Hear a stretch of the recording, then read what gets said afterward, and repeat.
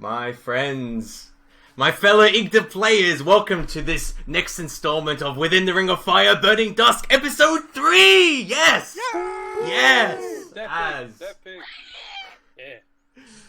As we begin our journey into Kavega Thale, a continent wrapped by the fire, by the thousand-faced flame of Morgul, we start this episode with a recap of the previously on Burning Dusk. We began with a flashback, unveiling the events that occurred cycles ago, far away upon the frozen wastes of Niflheim. Within the cold cave, the steel-domed city of the Vygish Empire, our catalyst, Sersen Omars, with great satisfaction watched steel-clad armies march to war. He was then summoned by his Lord Father, High Senator of the Nine of House Sersen, Sersen Opoiocus. Poiocus led Mars to the ruined tower of the first house, and walked him amongst the charred, blistered and rusted halls, all that remained of the accursed legacy of the fallen house, House Talan. There, within secret, Poiocus instilled within his son his plans for the future of House Sersen and their right to rule. Plans which rested on the results that Mars would bring due to his mixed bloodline and heritage. Poiocus gave Mars a steel cylinder-encased document, an instruction to travel to Baal, and handed to a human by the name of Kaelin Bram, head of the Church of Oliss in that region. Mars bowed to his father's wishes and left the cold cave destined for Baal. The scene reopened back with our full cast of catalysts at the present day, upon the night of day 73 of the cycle. Travelling through the mud and roots of a strange forest at night proved difficult. In addition to keeping to correct direction, our catalysts, not familiar with the twists and turns of this countryside, the Arwen, Kola, led the way by flying over the canopy of trees and guided the motley band of muddy and dirty men towards the broken mountain, and finally arrived at the stream of which Kark the Ogre spoke of. The group began to set up camp for the night. However, they spotted a structure of stone nearby. Investigating, they found an overgrown ruin lacking much stone and a large hole within one of the rooms. At the base of that hole lay bones and other remains, seemingly dumped. Along the edges of the underground room lay shelves where more bones were placed, but in neat fashion. Before the catalysts could investigate further, they heard a tinking sound coming from the edges of the forest far off. Again, it came. It was struck with intention. As the catalysts were about to investigate the sound further, Sersen Omars heard something approach from behind, and they saw 20 creatures emerge from the dark foliage. Squat, 4-foot-tall, pot-bellied, standing upright, grey-scaled, with large, snapping turtle beaks and teeth, and small, beady eyes. The creatures praised Kola the Arwen, calling him a deliverer of meat and an angel of Tuhul, their savior. Violence ensued as the creatures fell upon our catalyst with the intention to eat the humans and the Vygish. Still tired and sore from that battle with the barbarians of Laku and the long journey through the night, the catalysts were dealt more wounds, but managed to slay the Chthon leader and scatter the gibbering pack. But as the bloodshed grew silent and the battle waned, they heard that tinking sound come again. And just further off, another one of these Chthon, these creatures, was seen, holding a pot and spoon above his head. Tinking. As we open the scene, however, not with our catalysts in the ruins of that strange Ferrum ruined structure, not there among the bones and the festering remains of these little beasts that attacked them. But hours prior, Visal of Clan Abushki. The quiet is unsettling. It is cold and wet. The final rays of the sun cast long shadows as you travel through a shrub of foliage and scattered trees. Far off in the distance, you see the tall pines of that great forest, a place where it is unwise to trek within. But that great wall is dwarfed by the great mountain of Mool that stands titanically tall and mighty far off to the east. In that land within those deep caverns, the birthplace of the ogres, the children of rage, born from stalactites, infused by the god Mu. And from those deep yawning caverns is where you, your kind, come from. But it is late afternoon, and you are not within those caverns, you are within a swirling countryside of Thru, a land, an old land, dotted with hills, and ruins of old pharaoh make, of old structures lost through many, many generations and centuries of war, and dotted with many different forests and streams and rivers. This is a lush land, but a land of old, a land of history. But such things are perhaps beyond your care, for what is more important and mighty than rage and strength? It is the late afternoon. The sky turns to dusk, as the last meager light from the bloated body of the dead sun gives no warmth. As the sun sets for the last time this cycle, time passes as you travel along a familiar muddy trail. Muddy from the recent rainbirds that swept through here not long ago, for within this world, Kebegathale, clouds are not like we have in our world. But these are spirits, ephemeral birds of titanic size which glide across the heavens and flap gracefully, giving rain wherever their goddess wills it. You move through the mud, your bare feet squelch and clop upon it. Occasionally you spot distant movement of small rabbits and a fox or two, scurrying amongst the patches of clear grass fields. This region you are in is very hilly and dotted with great branching trees, like so. And many piles of great boulders lay around. Some spires of rocks stand upright. You spot them, upon them, these rocks, hand paintings and other symbols, paintings of the ogre peoples. You carry on, and as you do so, you carry and pull your goods, and you are slightly tired, but you quicken your pace as the shadows from the trees and rocky spires grow longer as dusk begins to settle. Perhaps you light a torch, a fire close to you, a warm companion. You have almost arrived at your destination after a hard day's work, and many chains of travel beyond that, hunting crocodiles from the lakes and pulling your chains of hogs for sale.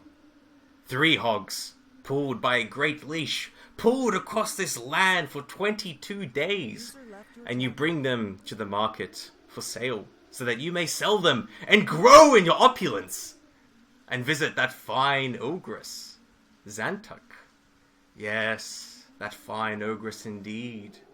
Opulence, a warm fire, and sex await you at your destination, and perhaps even more opulence beyond that, as upon your shoulders rests a great dead crocodile, spoils from your hunt.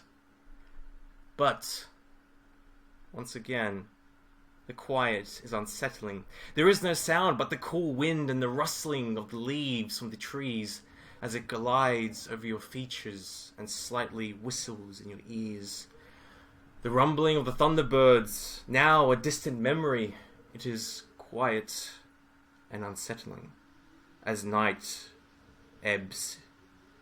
It is unfamiliar, this silence, this quiet, for it never existed amongst these hills. You are getting close to your destination.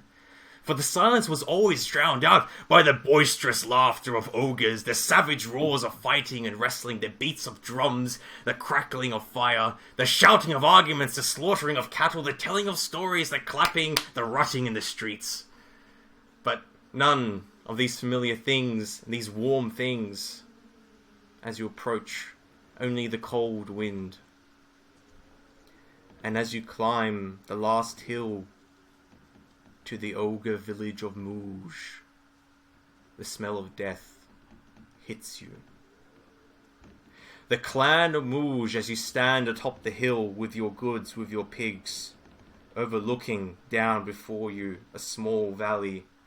Around this valley are various large trees, and you can see a ruined, ransacked shambles of the village. Wooden huts, tents, and small and smashed debris litter about this area. And as you look around, you see the great red forms of your ogre kind lying still in the mud, cold, devoid of the fires of Mul, devoid of rage that fuels all ogres' hearts and souls. And as you see this, a sadness touches you, a realization as it grows darker. But that sadness quickly turns to rage. All that way traveled here, all those days upon days of dragging these fucking hogs across this country, all that work to hunt and forage for your food, the promise of a warm fire, of a good wrestle, and better sex, all taken from you, as you look upon the twin eyes of Ereman, the twin moons, as they look to seek to mock you in your time of loss, in this time when these fine things were taken from you. And you look upon this village, it is very dark, almost complete night, as the twin eyes shine down upon you. However, you spot a glow of a light from a lantern from among the ruins of the village. And in this moment, I'll ask our catalyst, Visal, to describe his character. Okay. I am an ogre. Really tall. That's me trying to be tall. I'm about 7 feet tall. I'm really fucking muscly. I'm Visal Victor. And I've been traveling with my 3 hogs. 2 of them are about knee height to me. Ish. And whoever I kill, I like to feed my pigs with their remains after I consume the heart, because it's considered honourable in my culture to eat the heart of whoever I have killed so that their essence lives on. So I eat their hearts and whatever else, so I'm like, till my hunger is satisfied, and then I give it to the pigs. And then I've got one little pig, he's a baby one, and I care and nurture for him. Excellent. As you stand upon this hill, you feel your red rage begin to build up within your soul, within your heart, as you see this atrocity before you, and before you see in the village a glow of a lantern, of a fire somewhere out there. Maybe someone's there. As you may describe what you do indeed. I start slowly. I nail my pigs ground, like their leash. Yes. I tie them up or something, and I go down and I start sneaking slowly towards source of light. My fists clenched, still with anger and wonder of what is down there. If it's something that I can kill, punch, destroy. They've killed my climb. Yes. If you would please roll me a stealth check for me. So press that roll button for me, and it's dexterity plus your stealth rating. Dexterity is 3, Mm-hmm. plus my stealth rating of 0. 0? Okay, so that's just 0. And your roll. 5. 5. Okay. So, as you... 8. 8 in total? Okay. So, you sneak in. As you get closer, you spot a large figure walk amongst the ruins. He is an ogre, like you. You manage to spot him, however, the ground, the twigs, they betray you as you crack on a twig and you grab his attention and he turns his lantern towards you and you see a great, big, rippling wall of red muscle, also an ogre. His body is scarred in various burn marks and cuts. He's wearing a wolf cloak that rests down his shoulders. On the side of his, hanging off his side, is a great, massive sword. Like a big fucking sword, which is not even in a scabbard. It's just wrapped around a massive cloth. And he's not currently wielding it, as he's holding out a lantern. And he heard this crack, and he says, "Who goes there?" As he starts making your way towards you, what do you do? I call out to him. I say, "You there with the lantern? Did you do this? Is this your fault?" "No! This is not my fault! Come out! Show yourself from the darkness!" I lower my fists and I start moving out towards him. What happened here? As he approaches you, and you get this realization suddenly as he approaches you slowly, cautiously. However, he sees that your form of an ogre. He's like, "Oh, an ogre. Are you of Mouge? A survivor?" He starts moving towards you as you recognize this ogre, Visal. Something about him is really familiar. As he walks up to you, he says, "Oh, what are you here for?" "I came to sell my pigs. I need money." "I have come here, I've traveled many days, and everything is now ruined. What happened?" "A treachery happened here. A blasphemy against the gods. My Moolish brother," and he comes up to you and he stops in his tracks and he looks at you and he raises the lantern and the light begins to flow across the scene. And he looks at you and he says, "Wait, I know you. You are Visal of Clan Abushki, are you not?" And that's when you recognize him. He is Kark of Clan Abushki, your neighbor's brother who occasionally came to your village and you would wrestle with him, a friend of yours. And you'll say, "Visal!" as he runs towards you to embrace you. He drops the lantern as it falls and catches something on fire. As he embraces you and he shakes you by the shoulders. "It is good to see you, my brother, in this tragedy." Yes! And he goes shaking and he like headbutts you, as is the custom of ogres, to headbutt each other. And he says, my brother of my clan, it is good to see you. But you come here upon this dark times." As you look around, you see the bodies of these other ogres around you lying still, and he says, "Visal, a great treachery occurred here. I've been walking through this land, hunting heretics, consorters of darkness, consorters with those who worship that," and he points at the twin moons. "And my fears will come to pass. Look, they slaughtered them." As you turn and you look around, and you see nearby, you see the unfortunate corpse of Xantuk, that female ogress. He was kind and warm and funny, and she was a great cook, and she made your cock feel good, and she is gone and taken from you. And you see by her, lying in the ruins of his mud hut, his opulent mud hut, Agrath the Fat, a great gut of an ogre. His head split in half.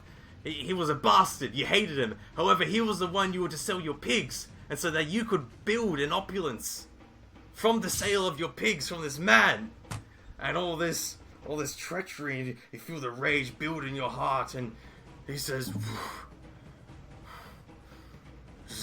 and you hear he carks, Visal, this cannot be allowed. This cannot go unpunished, my brother. Do you not agree? I agree. We need to find them. Yes. Destroy them. The ones who did this. Bare hands. Yes. Yes, and he shakes you again. Yes. The ones who did this were burned not long ago. I hunted them with a pack of strange men I acquired. Wait. Those strange men. Perhaps. Are they responsible? No, they were not responsible. They were one of us. They helped me in bringing those who did this to justice. But I first must investigate. I have come here, my brother, to investigate claims of barbarians, worshippers of Dusk, worshippers of a god named Laku, a foul divinity spawned of darkness. This divinity, this cult, this heretical cult directed at him, did this. And my brother, I challenge you. I challenge you to use this rage, this power within your heart. I've talked to you long before about Oliss, about the strength and the fire I found in him, the courage. Do you not see the carnage of those who are not protected with Oliss? It is up to us, my brother. Will you aid me? Please. My brother, I need no consideration. I will run with you. Good. But run with me you shall not, for I must go to Baal and find further evidence of this heretic cult and see if it has any links to the major links and ties to the faith in Baal. But you, my brother, you, however, I challenge you, go! Now run! For the night is still young, and you are still strong. Gather your things and run to the west. There, you will come across a stream. You know it well, and he mentions to you the stream, which you have crossed this region multiple times. You do know it well. Follow that stream downstream, and you should find a motley band of strange peoples.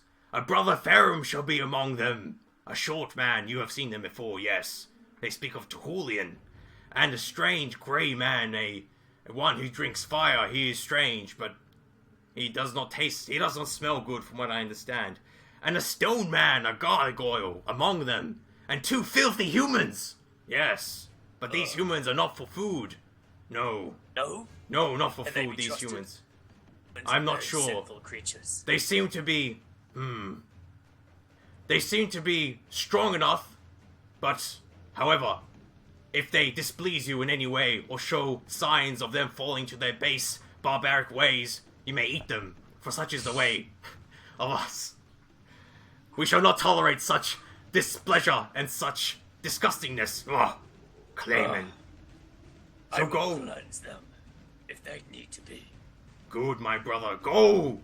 Go now! And with the blessings of Oliss be upon you! And he pushes you off as you take your pigs, you take your gear, and you run across the fields at night, your bare feet smacking on the mud as you run cross-country marathon style through this land, through the dark forests of fear lying just to the north. But you know you are not feared, you are not afraid of them as you run with your torch. A madman, a red madman, for anyone should fear the rage of an ogre, especially on the night, especially one who is betrayed, as you run through these fields for many hours, roaring. And at this exact moment, within a forest, our rest of our catalysts, Virgil, as you're clumping through the mud of that forest, you hear something. You catch it. Just a slight tremor upon the winds as you are behind the rest of the catalysts as you move forward, this taking place in episode 2. And you hear a distant roar. A roar from Visal, but you do not know what roar that comes from. But we switch back to Visal running through the fields, and you come to this great stream told of you by Kark Visal. as you look around. The wind blowing cold, however, that does not stem the fires of your heart, for your body is glistening with sweat. Your rippling red muscles and abs are covered in sweat, but however, that just makes you even more powerful as you have run for 3 hours, just cross-country, with pulling your pigs with you.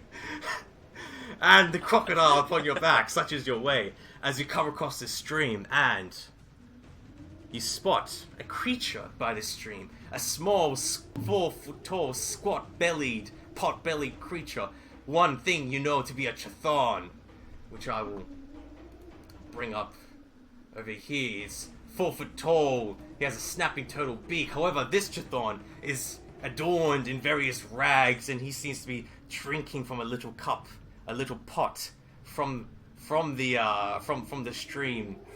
And you burst from the foliage at him, and you see this little creature, and this creature sees you, his eyes wide with fear, as we go to the next scene, as you have enslaved this creature. For this creature have told you of the whereabouts of this strange, motley group of strange men, the stone man who went through this area recently. As you make him follow, you make him lead you down the stream towards these people. As you approach, you are walking down the stream for hours and hours. You grow tired, for you have walked an entire day, wrestled with crocodiles, and ran through the entire night. But still, the fires of rage burns deep inside your ogre heart. As we come back to the present hour with the rest of our catalysts, we see the carnage of the Chthon attack, as you have all managed to fend off these gibbering creatures, and far, far off, upstream towards a forest, you see a Chthon in rags, in various accoutrements, if you will, baby. And above him, he has a pot and a spoon, and he's tinging, which you know, Visal, to be the sign that this Chthon would make as soon as he found this motley band of humans, of feigish, foul humans, and his brother Ferrum.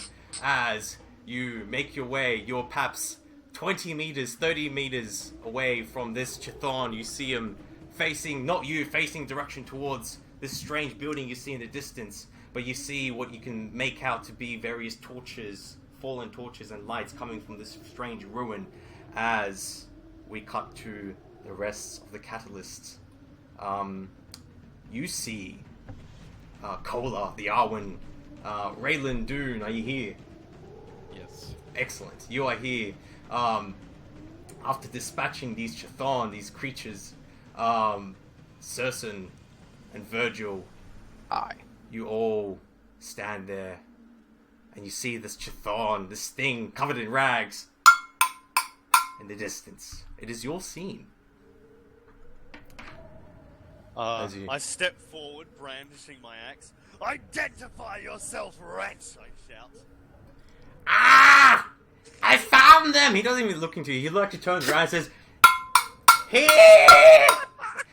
He screams in a strange Thulian.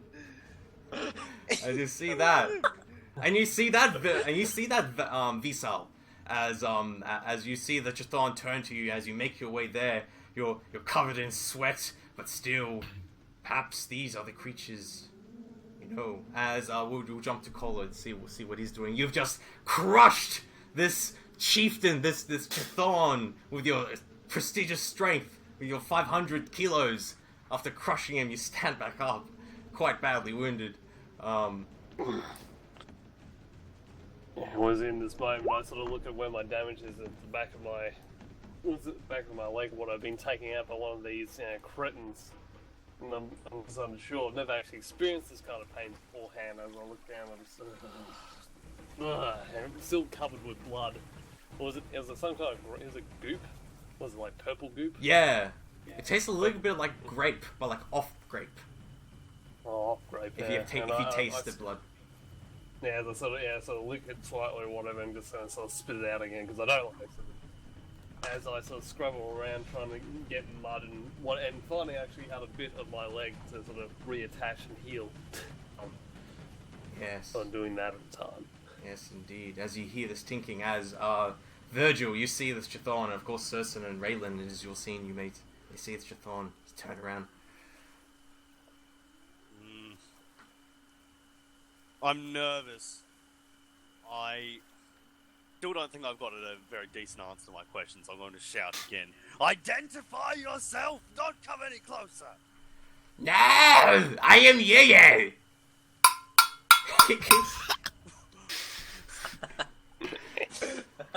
Listen here, little wretch. Unless you want to end up in slavery this instant, you will answer our questions.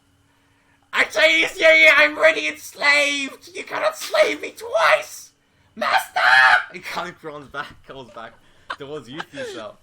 And Raylan, just quickly before the next thing happens, what is your action? What is your thoughts? Mine? Raylan Dune. Oh, I've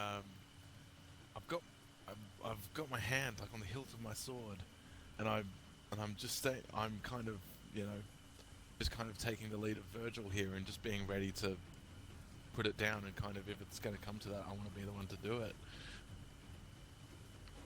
Indeed. Do I see Visal at this point? Now, just emerging, Visal, you finally catch up to your enslaved little wretch, and you know of Chthon, you know of their weak, pitiful ways, and in most circumstances, you'll just crush him, you'll just pick him up and, powerbomb him to the floor, and pick him up again and powerbomb him to the floor, just for fun. However, this one seems to be of enough use to you to keep around, as these creatures are pitiful. I mean, they're the exact opposite of the greatness of an ogre. I mean, they're short, they're small, they're cowardly, they're easily enslaved, they're not of the big might of ogre. As you walk forward next to him and you catch the flickering torches dropped by our previous catalyst and the rest of you catalyst, you see this great ogre. And at this point, I would like Virgil to describe his character, as he's the first one that Visal sees. Alright, so I'm a human of the Chthon clan, so I have quite a dark complexion, very large. I'm about 6'2", but very muscly, very large, imposing figure, quite big as humans go, but not pleasant to look at. Virgil is getting on in his years and looks to be quite the wizened old man despite his healthy physical frame. He's got he's blind in one eye with lots of scars, a big nose too. Excellent. And as well, in addition, covered in purple goop and innards and blood from your... Because just before, you've had a massive battle with 20 Chthon, so you can imagine all those... all that gunk that gets everywhere. And as well, that stuff, those 20 or so bodies of these foul creatures are still lying around you. Your weapons are still dripping. Visal, you kind of caught the sound of distant, screams and screeches as you approached. That's an extra bit of information for you, as I'll just open this up over here so we can give you a character. There we go. Excellent. And so the next person you see, probably standing behind him or by him, you see Raylan Dune. Please describe your character. I'm a weathered-looking man, but not as though I look particularly old. I'm a human of 5'11", weigh about 80 kilos. It's not obvious because I look fairly regular, but I'm a superior human, as a descendant of one of the, I guess, more superior humans, more of the original, made by the loving hand of Pelgan, son of one of those. So I carry myself with quite a bit of, dignity. Like, my nose is probably raised a little higher than some of the other of my companions because I've grown up in, knowing true opulence and knowing that, have always grown up privileged and well trained, attended to, highly educated, and yeah, I'm like I guess I'm an upper class citizen, and hold myself with quite a bit of poise. I guess the way that I'm dressed and equipped is probably with a little bit more I guess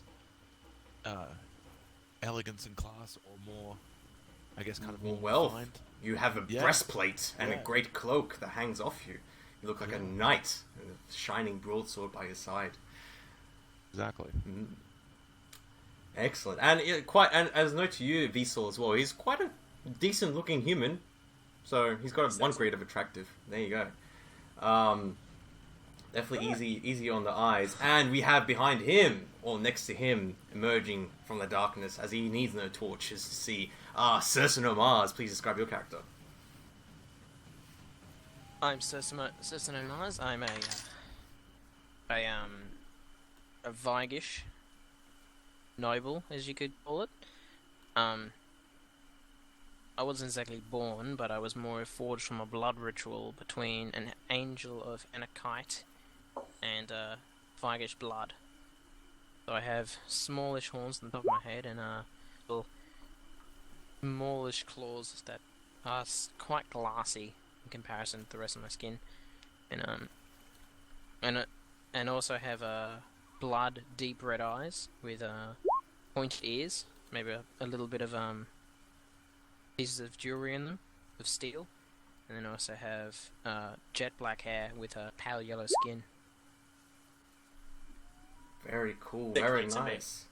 And finally, just emerging, picking himself up, limping perhaps a little bit, taking quite a heavy beating, we have Kola. Please describe your character as you kind of move forward to investigate this new thing. Right, so yeah, I'm Kola, I'm an Arwen.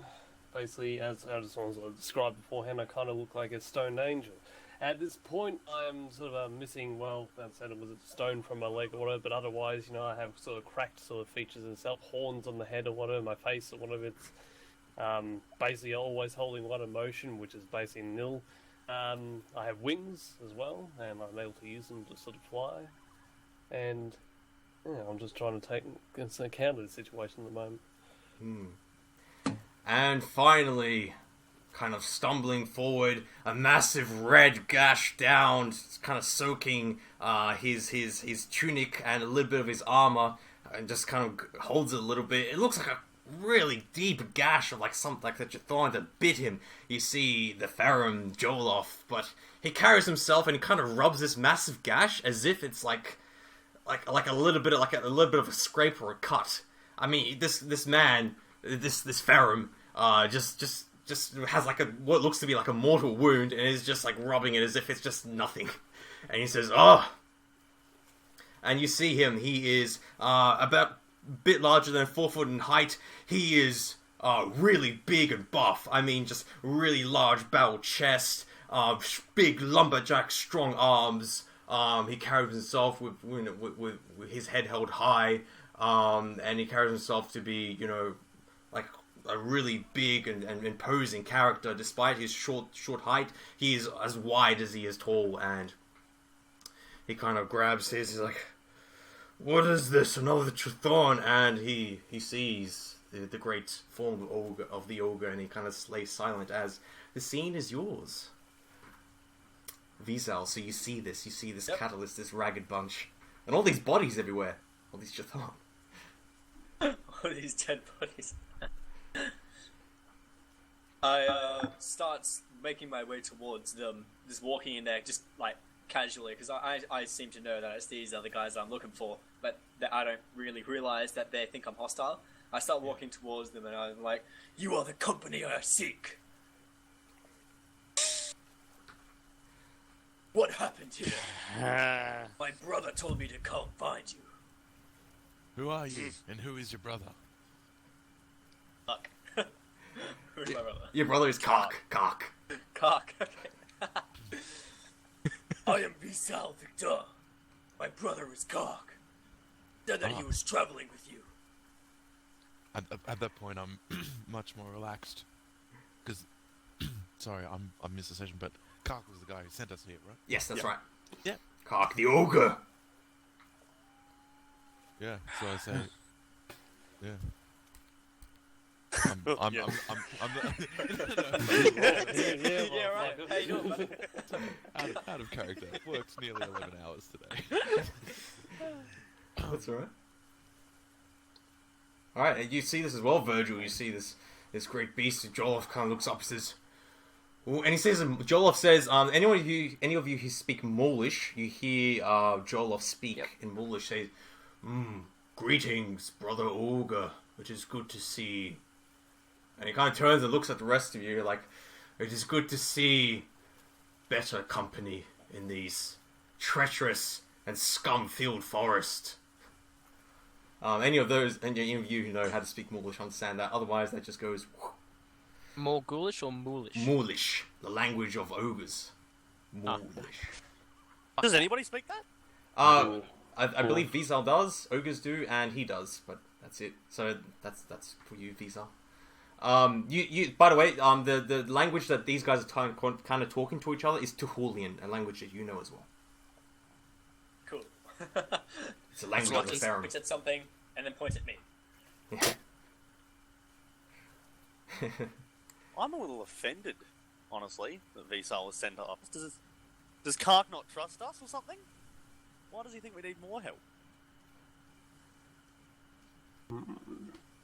Few humans, a Farum, and a walking piece of stone, and a, unknown, Vigish. Well, we might need help. I'm kind of reserved. I was kind of just watching all this happen, and my character says, Vsal, why are you here? Why has Kark sent you here? That there was treachery. The village that I was going to sell my pigs. And like my pigs come trotting up next to me. They're extremely tired. I mean, these pigs are wheezing because you've been running cross country, and like at some point as well, because the little piglet is so small, you've like actually picked it up. And so not only have you been running with a massive crocodile, by the way, he has a crocodile on his shoulders, guys. Oh. Yeah. Like not only have you been running with a crocodile on your back, because that's you don't throw away food and opulence. I mean, that's just you keep that shit. That crocodile's worth something. That shit. And you also like have to like carry the piglet with you in your this arms. pig underneath my arm. But like the other hogs are like wheezing, like, and you see like Chthon just kind of like hide behind one of the pigs. Which, by the way, a thought enters your mind immediately, Virgil. What happened to your pigs? I'll leave that. Please go Where ahead. are our pigs? Well, I'll look expectantly at Cola, considering the last incidents we had with any pigs. Well, I'm still grappling at my leg, and I just sort of look up and say, well, the other one was tied up, and they have 2 more, so where did we tie the other one up? We can get rid of your pigs. Yeah. And touching my pigs. Alright. as you look This is about, interesting. you do, however, see that these pigs, that your pigs originally, were gone, and all that remains of one of them is a head, a leash still attached to the head, and the leash looks like he got caught on one of the bushes, and so the Chthon who must have taken this pig basically ripped it and bit into it and gnawed it off so that he could run off with the rest of the body, and its head is still like hanging off the. So you find that. So we all notice as well can see this. He's hungry. Yeah, it's just kind of like there. It's just in the corner between you guys and the ogre and the I Chthon. limped towards it, just going, that was mine. And took it away from me. I put one hand down and like slowly push the pig on my right hand side back a little bit, and I'm still holding the other one in my left arm. The little one, I pushed the other one back and like behind me a little bit, like looking at you, like. So I guess my character's now a bit confused at the way the conversation went, and says, "Well, yes, there has been treachery. And pigs. There are those seeking to worship darkness and bring forth some dark powers that could sweep across the land. Kark has sent us on a mission. Am I to assume that you're on the same mission?" Yes. The village I went to, everyone was dead. Were killed by these dark worshippers. They must suffer for what they have done. Killing my fellow clan Well, will not stand. there's only one thing left to do then. We need to find Kale and Brant.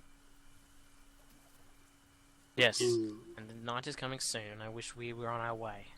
If any Yes. more of these things are out here, it'll be not a good encounter. Indeed, as now that you've identified each other and have kind of your nerves has kind of settled down since the battle and since seeing that Vizal doesn't appear to be a threat, the fatigue hits you. You have all been traveling before our previous catalyst, where had just had that battle with the barbarians of Laku, and that struggle in the rain and mud, and now that forced march through the forest, and now you're here. And the second battle, you're wounded and you need rest, and the perfumating smell of this area is starting to get to you really badly. Definitely you guys will need to. You feel fatigue begin to rest, and on you, Vizal, though it does come a lot slower. It does. Rest and sleep does feel really good.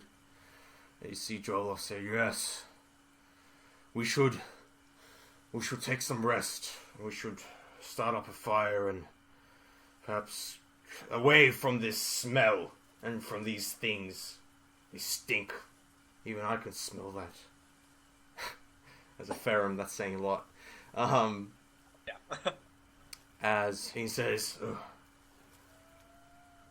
however, I think still there's that hole that we found previously inside one of the rooms over here. Perhaps we should go have a look.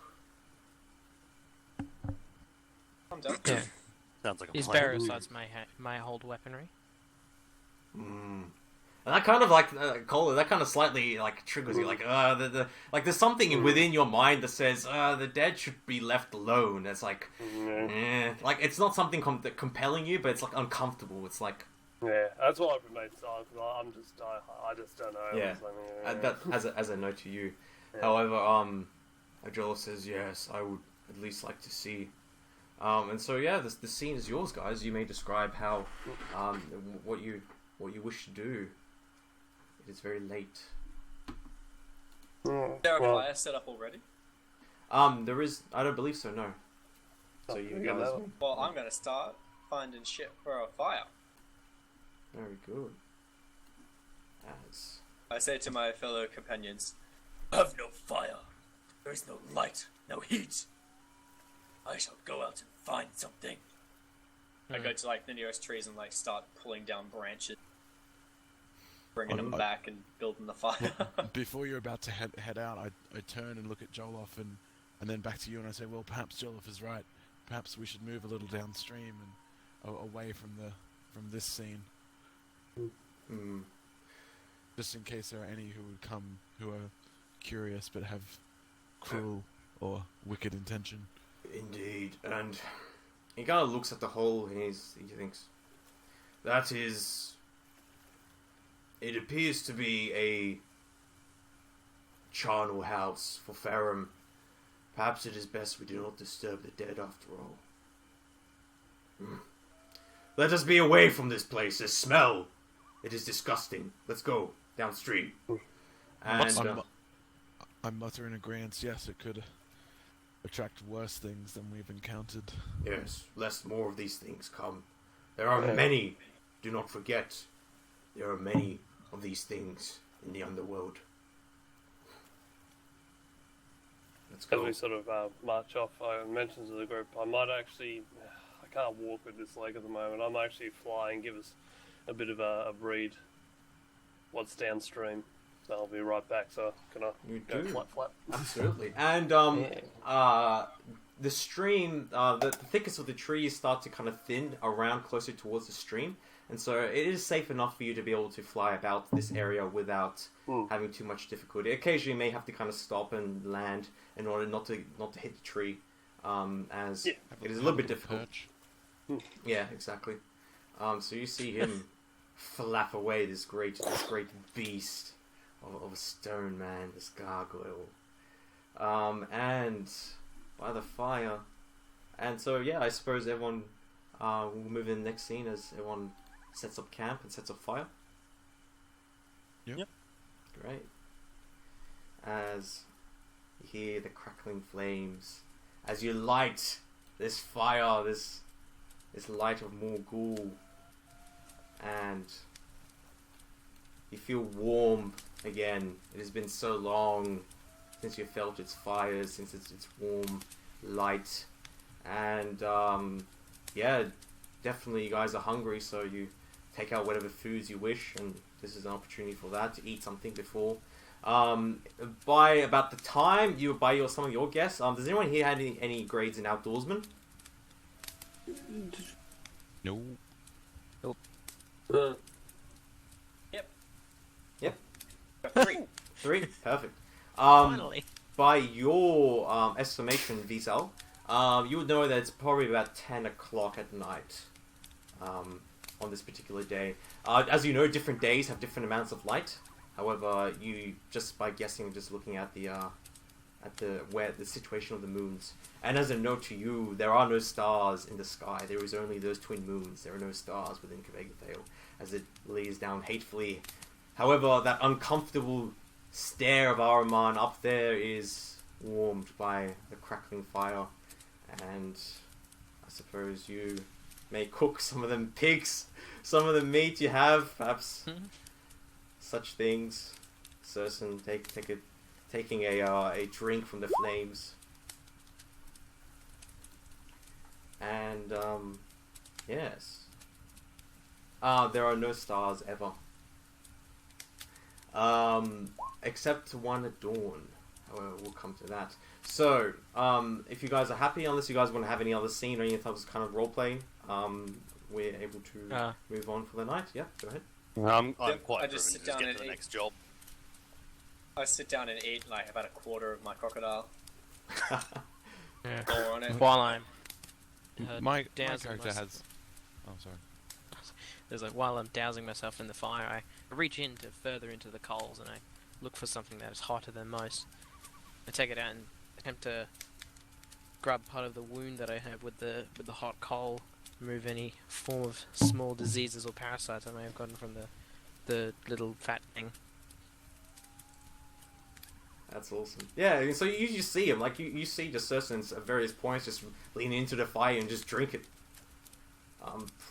And then like he's like burning himself, and that's definitely something you guys have never seen before, none of you. As a Munching note on to the you. coals every once in a while. I'm watching, and I'm just I'm not right next to him, but I'm a little bit across the campsite from him, just watching, quite bewildered, and just thinking that he is completely strange and absolutely. I'm thinking that, that he must be unstoppable, and he must be, if this thing can eat fire, I'm constant. My character will always compare himself to other people around him to try and be superior, just mentally, like for himself mentally. So he's struggling to see how he could, I guess, just from a sense of how he was created, how he could measure up to something that eats fire. So I'm kind of just sitting back, quite, watching all of this. Rub, scrub, dub, dub. Indeed. And as the rest of you as well, like if your clothes are drenched in blood, you go to a nearby stream and kind of wash yourselves off a little bit, and you warm yourself by the fire, and you all start to doze off. And at this point, as the night ebbs, some of you, well most of you, are going to sleep. However, I believe one of our catalysts, such things are not needed. However, everyone has an opportunity to roll. Anyone who's taken damage can roll me, I believe it is conditioning plus vitality stat. As to kind of see how many, basically for your rest, and so you can recuperate a little bit. Fuck yeah, and plus 6 on that. Have I taken any damage? Sorry, because I haven't caught up on the last session. You have kind of you just got nicked a little bit, so you've received 1 health gauge of damage, but also from Okay. previous as well. from the previous Okay. fight. Yep. I haven't recovered since the first session. No. No. Okay. This is the first Well, time. I'll take it. I'll take another one off. So that's it. I'm on 9 out of 12. What do I roll? Conditioning plus health gauge. Your vitality stat. Sorry, not vitality stat. Vitality rating. So your plus modifier on your vitality. I've rolled 7. I've got 1 conditioning and a vigor modifier of 1. 1. So Okay. plus 2, 9. Okay. So Raylan, you've managed to recover 1 health gauge. Who else? Citizen of Mars. 22. 22 is your total. Yeah. Or it's wait. 24 if it's little. Sorry. Okay. Yep. So you managed to recover 3. Cola, you managed Did to I do recover 2. Oh, sweet, full health. Did I do this wrong? What? No. Sorry. Conditioning, Something conditioning plus your vitality rating. Vitality rating. What Yes. is vitality rating? So vitality in the stat underneath it, when you have a look, so should it be a BIG? Yep. Vigor, sorry, not vitality. vigor, I'm vitality. sorry. I'm very, very sorry. Okay, alright, so I'm gonna re-roll that. You just need to add different numbers to it. Yeah. Yes. So you add your vigor rating and then you roll conditioning plus conditioning. Yeah. Okay. So no, I did it right. Okay, I got a total of 9. Yep. So that's 1 health I'm gauge all for good. you. Yeah. Virgil. I think you might have dropped out. That's right. Yeah, start. I'm Yeah, sort I of got 11. dropping in and out. That's right. I think my health gauge is okay. I can't remember what. Yeah, I think what you happened have last 1. I think you took 1, so I think you'll still get back up to 1. Okay. Yeah. So is that everyone? I think so. Yeah, well, Alright. mine goes down to 11. All right. No worries. So yep. So you recover 1 health gauge, Cessin. Great. Okay. So now as the night ebbs away, Joloff wakens early, bright and sharp. He snores, so that's very annoying. But eventually, you manage to get over that. As we enter into the next day, as the campfire slowly begins to dissipate, slightly, as you awaken on day 74 of the cycle, the day of ever dusk, and the sky, you can see over the canopy of trees, the sky is painted with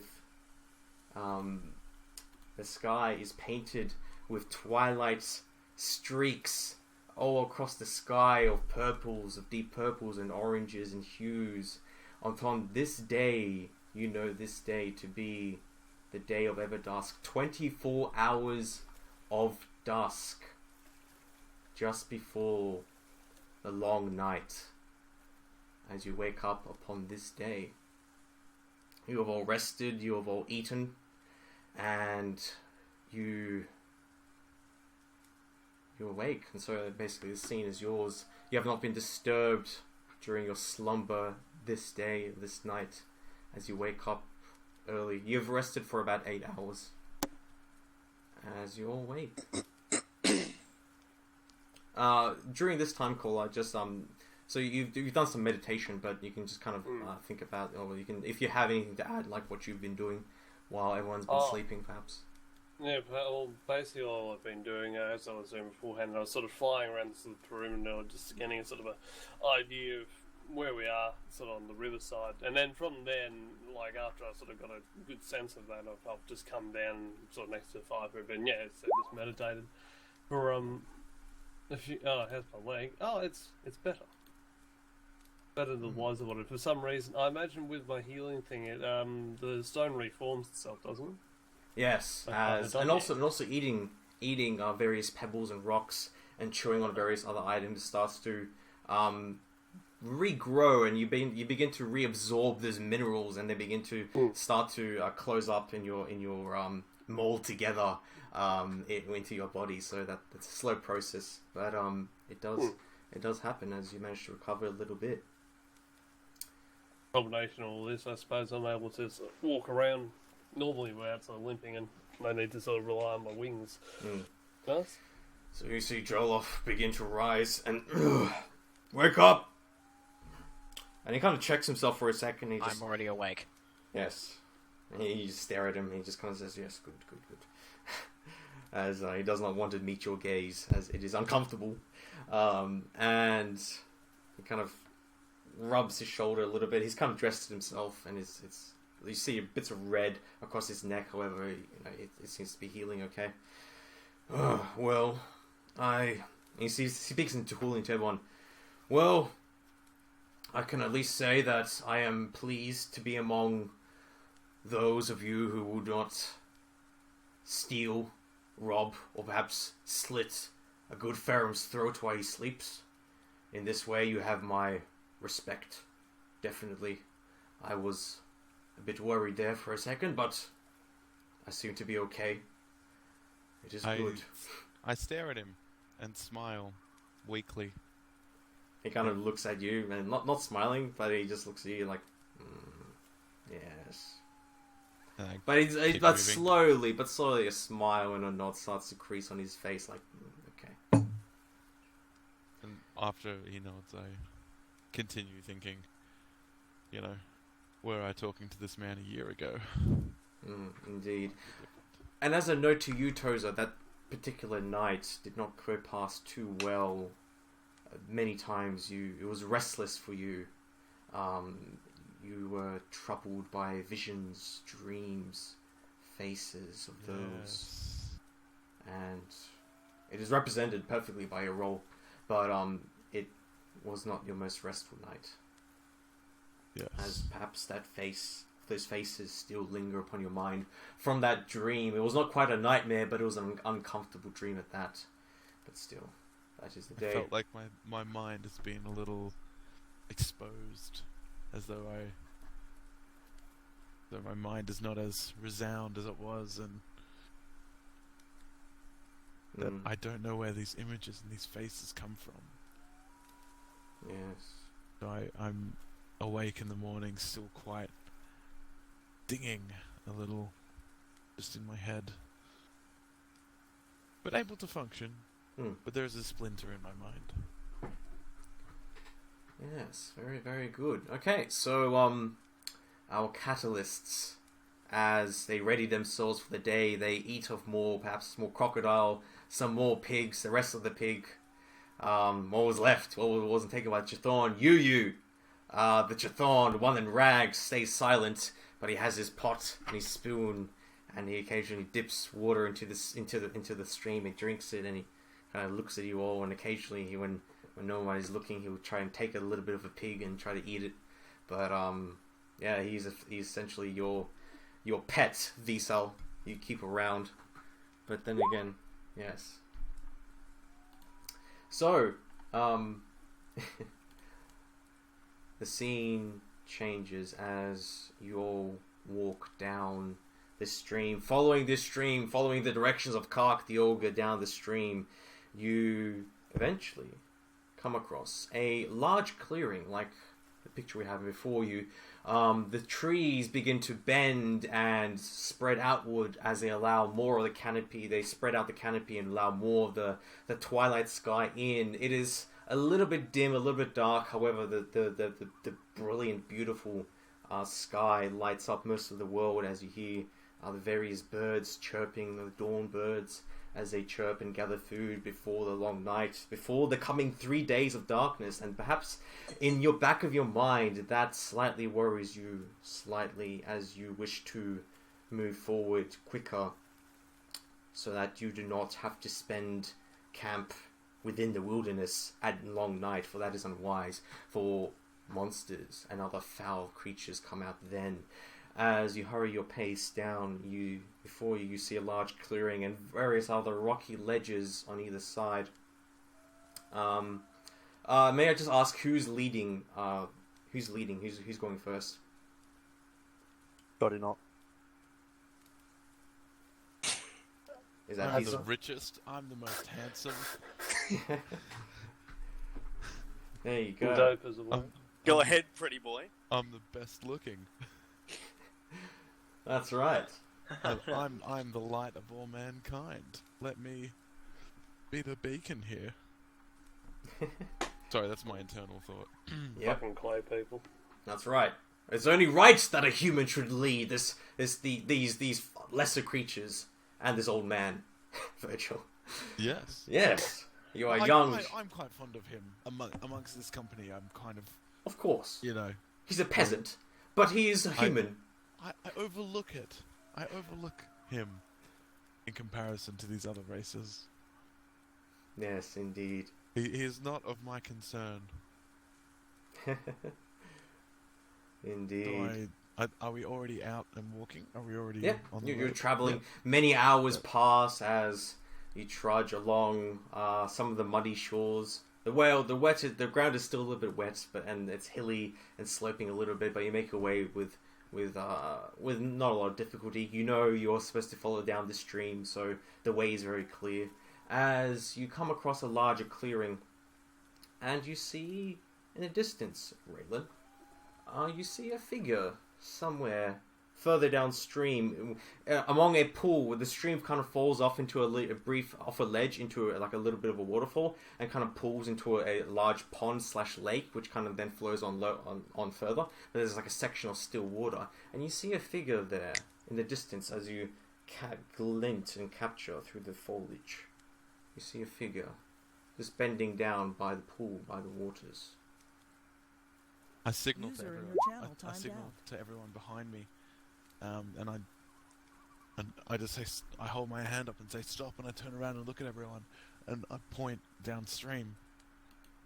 Do I notice anything else about this person from this distance? Yes, you do. You'll be able to see him regardless and make out various features. However, just give me a quick perception check. So that will be enlightenment plus perception, sight based. If you have any 14s in that. However, it is just for extra details. For perception, I got 0, and for enlightenment, I have 2, so that's a total of 12. All right. Yep. You see quite clearly down there in the by this pool. You see a strange-looking figure which you have actually never seen before. Some of you have. As you all kind of peer down and look upon him, you see what appears to be a human. However, he has the legs of a goat as he kind of squats down and with a bowl seems to be picking up water. And he has a large mane of hair and he looks to be shirtless. However, definitely those odd feet, those odd legs strike you very odd just from your distance as you see him. By him, you can spot what appears to be a small camp, a small fire, and various other belongings of his, a backpack, a rolled out bedroll as well. And you spot this. And he does not appear to be aware of your presence, as you are about, let's say, about 60 meters away. So you do kind of catch this through the foliage, through the leaves. And so my character hasn't seen one of these before. No. Would I have any knowledge of what it might be? Aside from just he looks like a human, like a person, like a man, but with the legs of a goat. You've read about strange things like this. Actually, you can give me an academics roll, maybe perhaps in your various writings, academics plus your intelligence rating. Academics. I'll give it a +5. Okay, 16. Okay. You've never seen one before, but looking at the features, you recognize him to be a satyr. Okay. And because he rolled so well, you also be able to associate that he is a creature created by Bacchus, the god of revelry, the god of wine and festivals and such things. And you remember there have been a few great festivals held within the great city of Bale on Bacchus's day. But this creature, you first time seeing it, as the rest of you obviously see this satyr as well. So who's behind me in the line? Who do I immediately turn around to? I suppose Sursen. Okay. I turn around to Sursen. I say, Sursen, is that a satyr? I believe it is. I turn around and I look past Circe into the next person, whoever decides that to be that person, and I say, "What do we do?"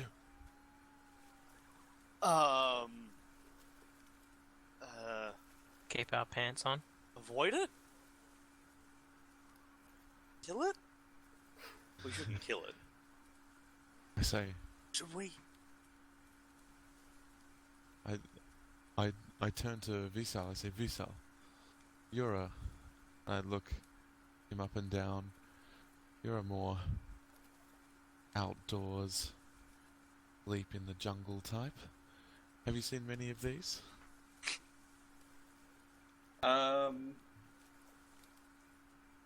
No. Not much. I've heard stories about them, but I haven't seen one in flesh, and I'm quite disgusted at it. I'm like, from a distance, I'm like looking down upon it, like, what is that? Like, I don't want anything to do with that. And I say to you, I don't know what this is. I've heard and I say, things. at this point, I'm growing a little, I guess, impatient and agitated by being uncertain. So I say, I'm going to talk to it. Be ready. I do unclip my sword from the from its scabbard, so the scabbard will have like a leather clasp over it to hold it in. Mhm. I unclip it and kind of pop the top out with my right hand resting, ready to draw. And I approach and I say, "You there, Ooh. goat man." Just quick question, just so call out, what are you doing at this exact moment? Just so we get to you. While the others are bickering, usually because I'm not listening too hardly or anything like that, I'm actually creeping around inside of the forest itself, so I can use my I've got a 3 degrees in stealth for hiding. So Oh, I'm yes. creeping You want to stealth around? because I'm not sure what this is. Yeah, what this thing is either, and I'm interested to see what it is. Yeah, no I worries. want Just to get closer. roll me a quick stealth check, but Sure. it shouldn't be really too difficult since Yeah, plus 3, so 16. yeah, and plus your dex I've- rating easily. So you just Yeah. disappear. I'm The probably rest, about to distract it as well. yeah, the rest of you, yeah, exactly. Yeah, the rest of you just see Collet just disappear. The Alwyn just, it was there, it was gone. As you see, and just as a moment as you get his attention, you see the satyr with a bowl deep down into dip it down into the waters and kind of pour it on his back a little bit and rub his back. And just as soon as you say, "You there," you see his and you also get closer, you see his ear kind of twitch a little bit, and he kind of looks at you and says, "Oh, hello there, traveler. Are you friend or foe?" And I say, well, probably a friend, but that depends on you.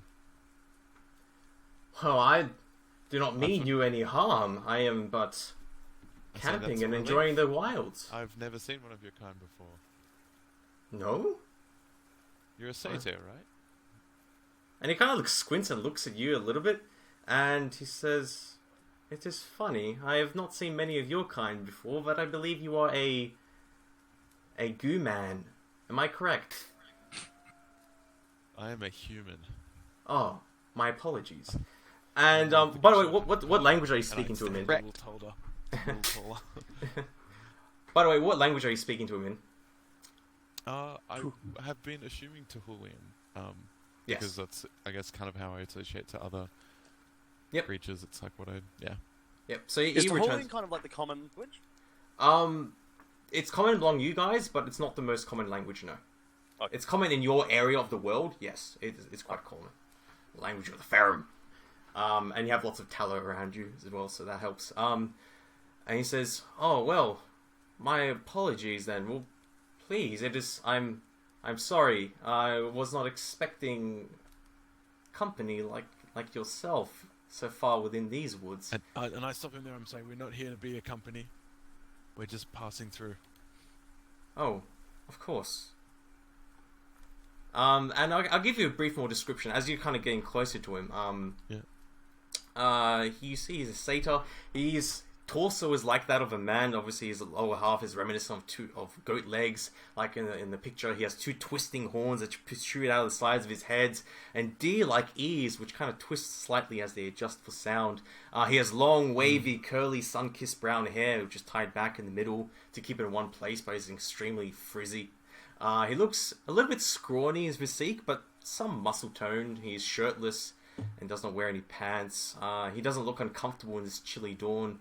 And he is kind of wearing various accoutrements of pouches and packs. He looks quite young, but it's hard to say with satyrs, especially if you haven't ever seen his kind before, but he has a youthful look to his eyes. Angular features and high cheekbones and almost golden almond-shaped yellow-brown eyes. He looks strangely alluring, maybe a little bit attractive. He's definitely not the ugliest creature you've ever set your eyes upon, ever. And you can see his body is adorned in various piecings of copper and paints and drawn and crafted with extreme skill. He does have a sword on his belt, a curved sword, which kind of hangs loosely off his belt, but he does not reach for it. And finally, by his side, near him, he has a long walking staff, which looks to be made of a root of a great tree, and upon it is a crescent-shaped thing with various stones tied to the thread. And he says, "Oh, okay. Well, please, I do not bar your road by no means. You may, of course, pass." I say I appreciate this. We have counted some wickedness so far in our travels. It is a dark time, and there are foul things about. Yeah. And I turn to leave, but then I stop myself and say, "Have you encountered anything on your travels?" I have encountered some ogres moving past this area. However, they are many among these lands. I have been trying to avoid much in the way of encounters. However, it is strange. I must ask, are you alone here? Are you just traveling by yourself? I say no. I have some companions. Oh, and he kind of looks around like, what? Am I being ambushed? And he kind of looks around. By this time, Kola, you can get as close to him as you want. You've kind of snuck around. Perfect. Well, I want to sort of, as we've got Rylan just actually saying about that, I just want to peer behind this guy. Okay. But you take the bolt out of his hands without him knowing. Yeah. Stealth. and then at this point, I was just saying, so we're not killing today. And just at that moment, he kind of whips around and kind of looks at you, and his eyes widen, but then suddenly they just go, okay, and he kind of calms down a little bit, and he says, and Arwen. Greetings, stone man of the depths. And he turns around slightly to you, Raylan. I suppose you have interesting company. It is definitely strange to see such companions, I must say. And I would say, we are a fairly mixed group, much more mixed than I'm used to. And I'd say back there are more. I say that I haven't. I myself haven't travelled very far out of Bale. Bale, yes. Yes, I've been to Bale. That place has changed. Changed very quickly. It is curious. However, change is good. Change is sometimes required. You mentioned there was more. And, my mistakes, my apologies, my manners. My name is Drent. Sorry, I didn't hear you. Was it Drent or Trent? Drent. D-E-R. Drent. My name is Drent. Drent, I'm Raylon of House Dune. It is my pleasure and honour to make your acquaintance, Raylon of House Dune. Likewise, Satir. And he turns around to you, Kola, and may I ask of you your name, great guardian of graves? And no, sorry, no, sort of look at what I was like. It's Cola. He nods. He doesn't say anything. He just nods and nods. I come walking out of wherever we were sitting Stomping out. last, bored with waiting. I walk in and I just say to this man, goat thing, what were you doing out here? I don't even bother trying to introduce myself. I just ask him straight out, what were you doing here? Why are you here? He kind of looks at you and just takes in your form, and he kind of steps back slightly, and he says, "Ah, well, myself, I'm looking for a few things, and this place has significance to me. I have history here, you could say, among this glade, and upon this particular day, are you strange? Are there perhaps more of you? Perhaps a dragon will come out." A dragon, no, but a Vargish, yes. And you emerge, and he says, yes, a Vygish. Strange seeing your kind here so far away from the cold cave. Most interesting. Of what clan, of what house do you hail from? I'm of House Cerson. I'm Cerson O'Mars. I greet you, Cerson. And he kind of bows, but he also, like, he has a lot of diplomacy, and he knows how to, his mannerisms are very on point, especially to your Vygish sensibilities. Like, oh, okay, so he knows how to properly, give respect, and so he does Respect show that. authority. Yeah. And at least the customs of Vygish, which is a little bit strange that he knows, but he does know. And is that all? And then like the little Chthon and then Jolov come out, and then Virgil. Yep, go ahead. I don't really have much to say. Introduce myself. I'm Virgil. Nice to meet you. But I'll just take my place with the rest of the group. Yes, well, it is fascinating what you run into out here sometimes. Indeed it is. Oh, and a Ferrum, of course, there is a Ferrum. He looks at Jolov, like, and Jolov looks at him like, He doesn't say anything, he just grumbles at him, he just looks at him, his hands slightly on his axe, like, he's any sign of trouble. But the Drent looks at him and says, yes. Still, may I offer you perhaps a place to rest, or company? It has been several days since I've had someone of great interest to talk to, I must say. This multicultural experience is quite delightful to my taste, I assure you. Please, if I must ask you to, I invite you to perhaps take a break. Well, you have been walking a while. You've been walking about 6 hours, it's definitely. Okay. Nothing. I turn to the companions. I guess I'm seeing them consider it, and I don't know. I myself being a pretty fancy boy of Bale, I'm probably not too well conditioned and quite tired. So I will put my pack down for a second, find a rock to sit on. And he welcomes you. And he brings out, like, various foods, and he gets out a great big pot. And inside of it, he starts, like, putting in various mushrooms and other fine things. And starts cooking that together. I'm looking at it with disgust. Yeah. I apologize, my Ogre. crocodile again. Yes. I apologize, Ogre. My accoutrements of appetite do not fit your taste. I do know that. And he speaks to you specifically in Moolish, as he does know that tongue as well. And I look at him surprised. And he smiles.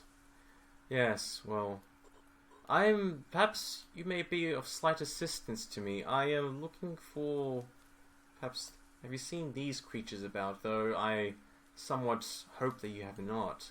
And he takes out a parchment and unrolls it, and he shows you this image of this strange, alluring yet definitely frightening creature with long fangs and smooth skin and a snarl. However, with pointed ears, it looks humanoid-like in shape and look. However, has a very bestial aspect to it.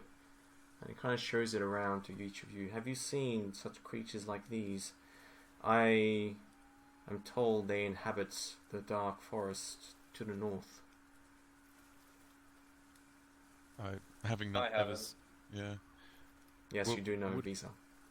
Yeah. I do? Would I... Yes. Would I know what that is? No. Okay. He hasn't given you any name or anything like that. You know that there are creatures and monsters, all sorts of foul things that inhabit the dark forest. However, nothing specific. You just know it to be a place of wolves.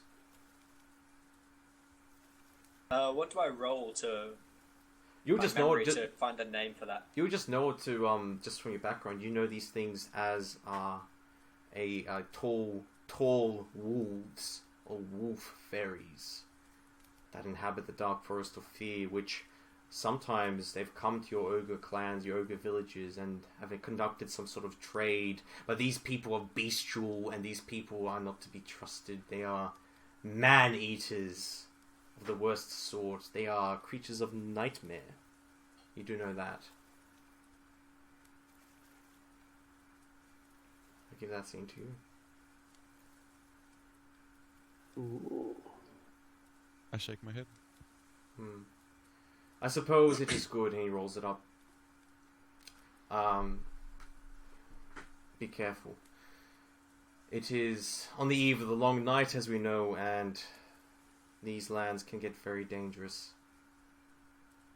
Still. May I ask where you head?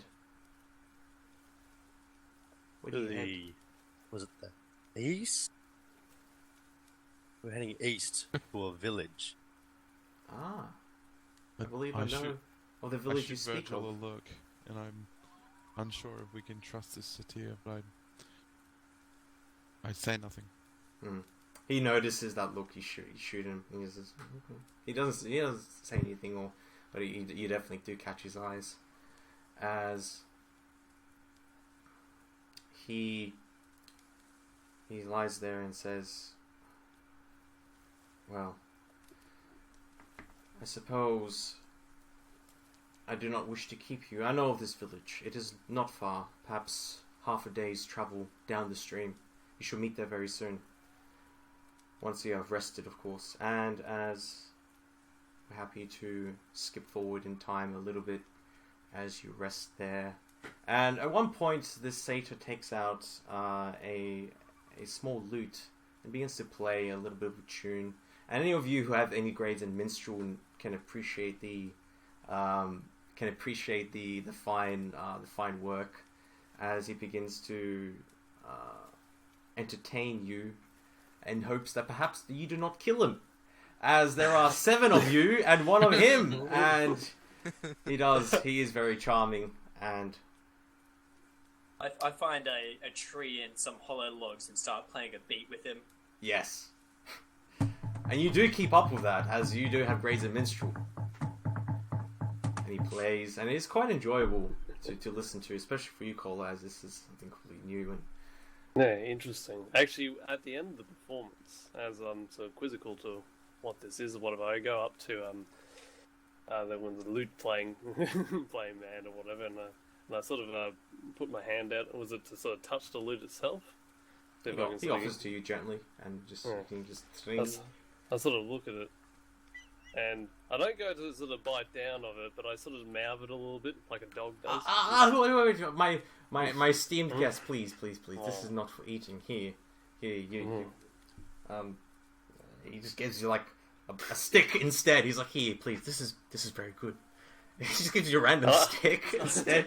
And like, I kind of like Yeah, I sort of sniff and I'll look at it and just chomp on it and crush it as I do with everything else. And yes, and he slowly like he's quite dexterous with his hands, but you can see him like the rest of you like very quickly start to move away, like put his personal stuff away from the direction of the island, just kind of like moving it behind him a little bit, like as if he's doing something else. You catch that very easily, very obviously. And as in this scene, as so a brief time flies by, and now of you guys resting and chatting,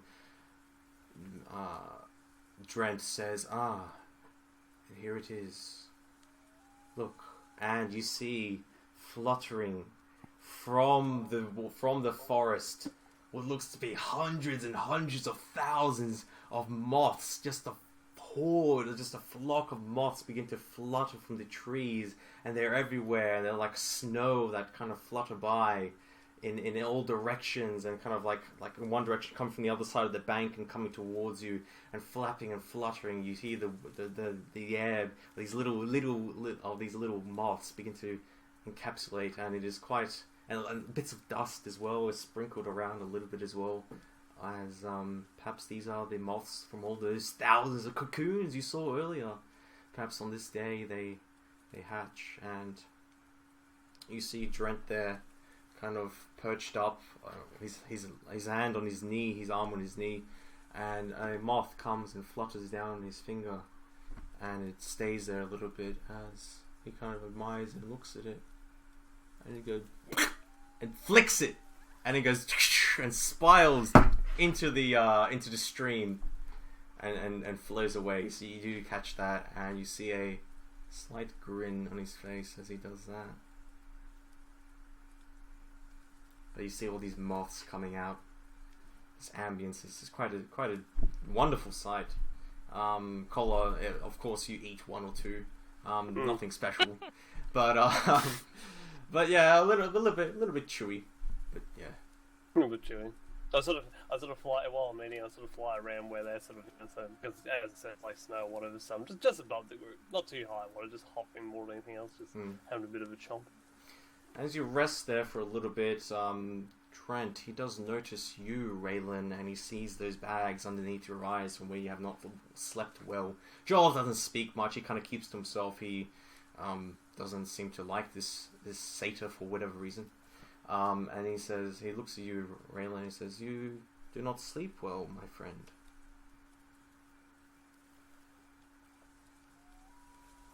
Raylan Doon. Sorry, I missed it. You were lagging, or I was lagging. He kind of turns to you, and he sees the bags underneath your eyes, and he says, "You are not sleeping well, Raylan." And I say back to him, "You're someone who knows many things. Knows many things, and notices many things." Yes, it is a skill forced upon those of my kind. I am a satyr, as I have mentioned. We travel the lands, seeking its wonders, seeking its pleasures, and as such we come across many things, and one must be strong in wits in order to survive. But there are those, unlike you, who would seek to do harm upon one such as I. And kind of looks towards the Ferrum a little bit, and he glances back towards you. But your eyes, your bags, I see them plainly. I say to him, "Well, yes, I've been restless for a long time now. At night I see dark things, dark faces." And it kind of leans in towards you and peers. And I ask him, and I say, "What do you know of that?" I know there may be some remedies to help ease your sleep, but the realm of the dream is a complex one, and he kind of leans in, his large almond-shaped eyes look deep into yours as he kind of peers into you for a second, as if noticing something, and then his eyes widen for a second, and he kind of leans back a little bit, and he says, "I believe I have something that may help you." And he reaches back into his pouch, and he takes out a root, some sort of root, and he gives it to you, and he says, he puts it carefully in your palm, and he says, it's a black root, and it's all twisted and wrangled. Eat small bits of this before you sleep, and you will find your rest undisturbed by any nightmares or any other spirits that would seek to torment your dream.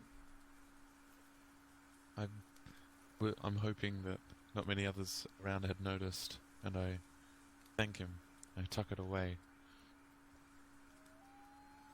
Indeed. Well, my And I friends. say to him, I'm sorry for my distrust of you earlier. Ah. As I mentioned, I am not well travelled. I'm only just now beginning to know of other creatures and other peoples. Yes. Strange time. Things are in change. There are not many of your kind around, but you are a most interesting species. You vary greatly in your differences. I understand your concern. It is only natural that you should avoid and suspect things that you meet far away in wildernesses such as these. And you see the moths are still fluttering by as he looks at you, and he stares for a little bit longer than normal, a little bit longer than comfortable, as... Yes. Well, my friends, I must be off. It is unwise for us, and I bid you to leave. The village is not too far. Perhaps you will reach there before nightfall. I must be off as well. And yeah, so he begins to pack up his things. Is there anything else you want to say or do? No, I just strapped the crocodile onto my 2 large pigs. Yeah, what's left of it? What's left of the crocodile onto the 2 large pigs and get them on the leash and get ready to start moving out. Yeah, I thank him again. Start packing up. And as you travel and you say your goodbyes, he walks off, but not without giving you one more look, Raylan Dune, as he leaves upstream. But a smile. But before he leaves, he smiles and he gives a nod, a reassuring look. But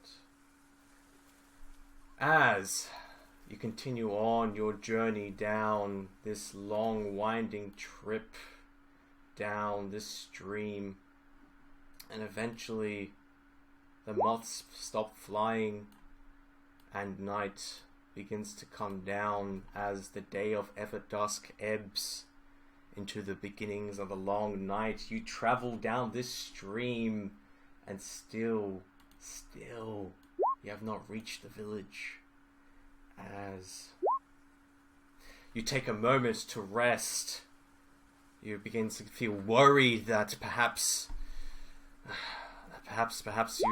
you're going down the wrong stream, perhaps, and all these fears start to ebb and flow throughout your mind as you take a rest, a brief stop to rest. And however, when you do awake after a brief rest upon the beginnings of this night, this 24 hours of night on this particular day, day 25, you awaken, and above you, in the trees everywhere, you see the forms of birds in every single branch, covering every single tree, every single branch of these long, large pines and twisting oaks.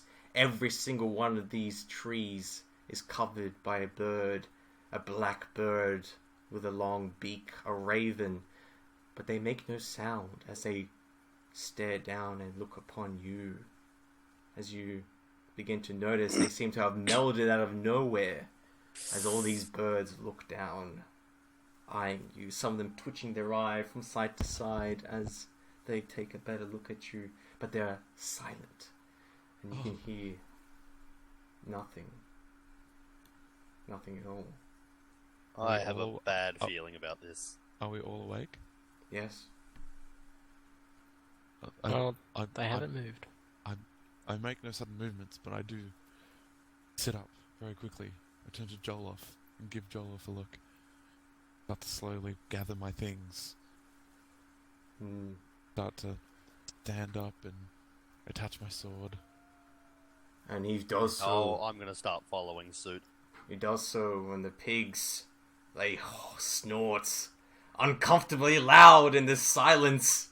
And the Chthon still here with you guys, almost clutching the leg of Vessel in fear as you see these birds, and then suddenly all these birds take flight, but not one sound, not one call, as all these birds flutter away, the flapping of winds, the wings everywhere, and they all, like a cloud of blackness, ascend up into the skies and in every single direction. But then, in this 3 seconds, as your heart begins to pump wildly, as you feel like you're about to be devoured by these birds, by these creatures that appear out of nowhere, all that remains, floating down like snow, black feathers, thousands of them, like rain, like snow, begin to fall down upon you all. Feathers of ravens. Looking around, I say, this is wicked. This is foul. We have to move now. Yes, and do not look up and speak at the same time.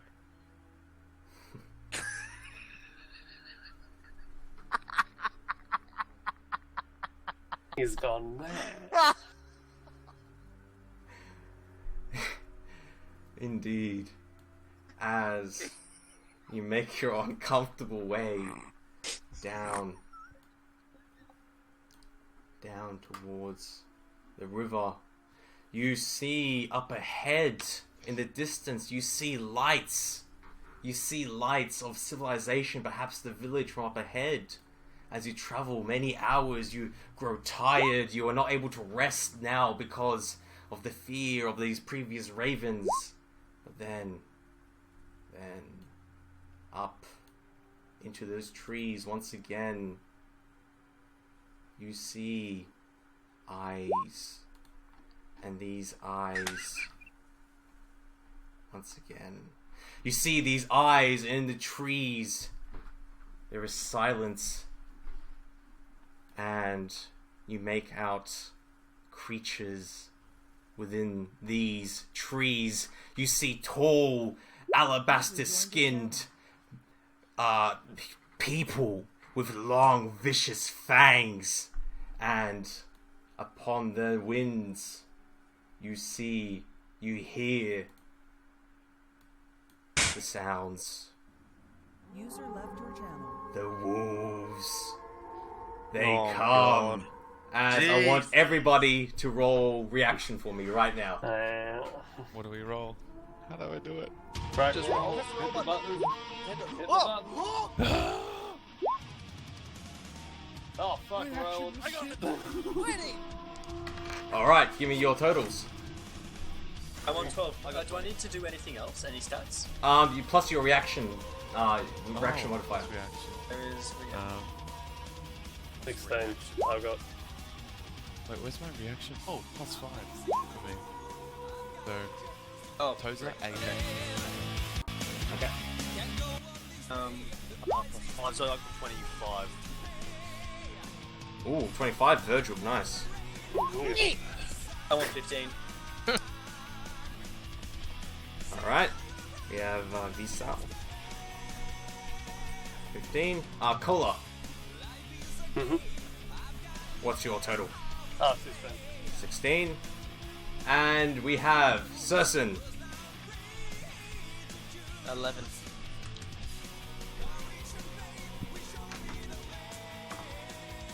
Oh, they did not roll very good. Okay, so these creatures up in these trees, they look down upon you and they speak in a strangely melodic tongue. Who sees as They descend upon you. A few of them jump down. You catch glimpses of them. They're completely enshadowed by these tall trees. However, you manage to glean teeth, large fangs, as they are wielding spears and vicious-looking chains. There looks to be 12 of them at least, perhaps more. And you hear the howls, and the twin eyes of Ahriman look down upon you. As Virgil, it is your action. Coming from down, sliding down this tree, you see this creature just make its way down this tree. If you imagine, like, the Exorcist style, like it's climbing down the tree with its hands and feet, with vicious fangs. As it just is your action.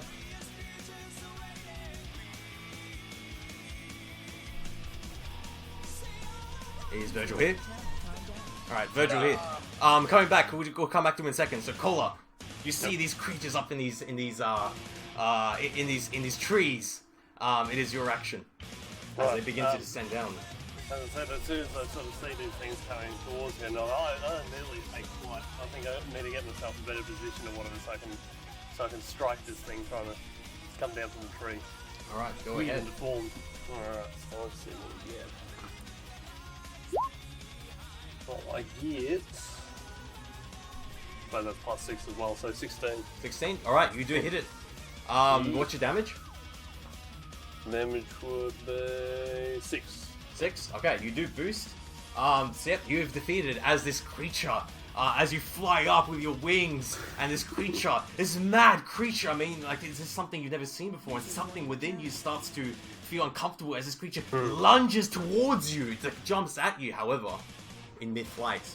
In mid-flight or whatever, yeah, we both sort of collide in mid-flight or whatever, so it's basically a barrel rolls in the air, whatever, while I struggle to, like, basically just rip apart this creature. I'm unsure, I can see the contamination within it, and I got this sort of sense or whatever, and basically we're just battling in the air and all that, I'm just, clawing, gashing, gouging, the same with this thing, it's trying to bite at me, but luckily enough I have, I'm stoned.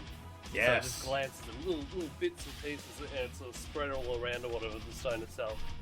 But eventually I'm able to basically rip its throat out or whatever as it sort of collapses down onto the ground once again in a mighty sort of crash. And I'm still in flight with its like blood. I imagine like black, gooey sort of like blood. Bright, like black and red blood beginning to gush out of its neck as it twitches on the floor. You have defeated it, this crazed creature of darkness. As we come to the next, Visal. Yoga, you know these things. You know these to be wolf fairies, creatures of nightmare. As it is your action, as you see one emerge from just behind a tree near you with a vicious-looking chain. As she comes at you, as she bearing the fangs, is your action. My reaction, I throw my pigs. No, I don't throw my pigs. I like throw the leash of my pigs, which I've been holding like away, and then I start like running at her, and I'm going to go for a body slam. Excellent. And as I'm running towards it, I scream, "Filth! Disgrace!" As I'm charging at it to awesome into the tree behind. Roll your attack. So it's your 2d8 plus that plus your bonus attack. Plus 8 on that. 15. 15. Yes, I rolled a 14, so you do manage to get him. And how much damage do you do? 8. 8? Yep, you have dispatched her. So it is your action. As she is coming at you from behind this tree with this long, copper, vicious nightmare whip about to whip at you, but... I turn around, I see this disgusting creature with this whip ready to come at me, and I'm just like, no! Filth! Disgrace! Throw my leash out, start running at this bitch. Grab her, smash her into the tree behind you, the tree shakes.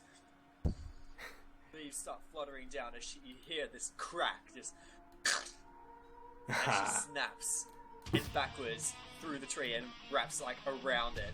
And it's just like squeals, going... Yes. Disgrace! punch her in the face against a tree, but she's already dead. And start ripping into her chest to get to the heart. Excellent. Awesome. Is Virgil back? Yeah, but Yeah. I don't think my webcam's gonna work. That's right. All right. So it's your action. So so you see these creatures up in these forests, from these trees. One slides down.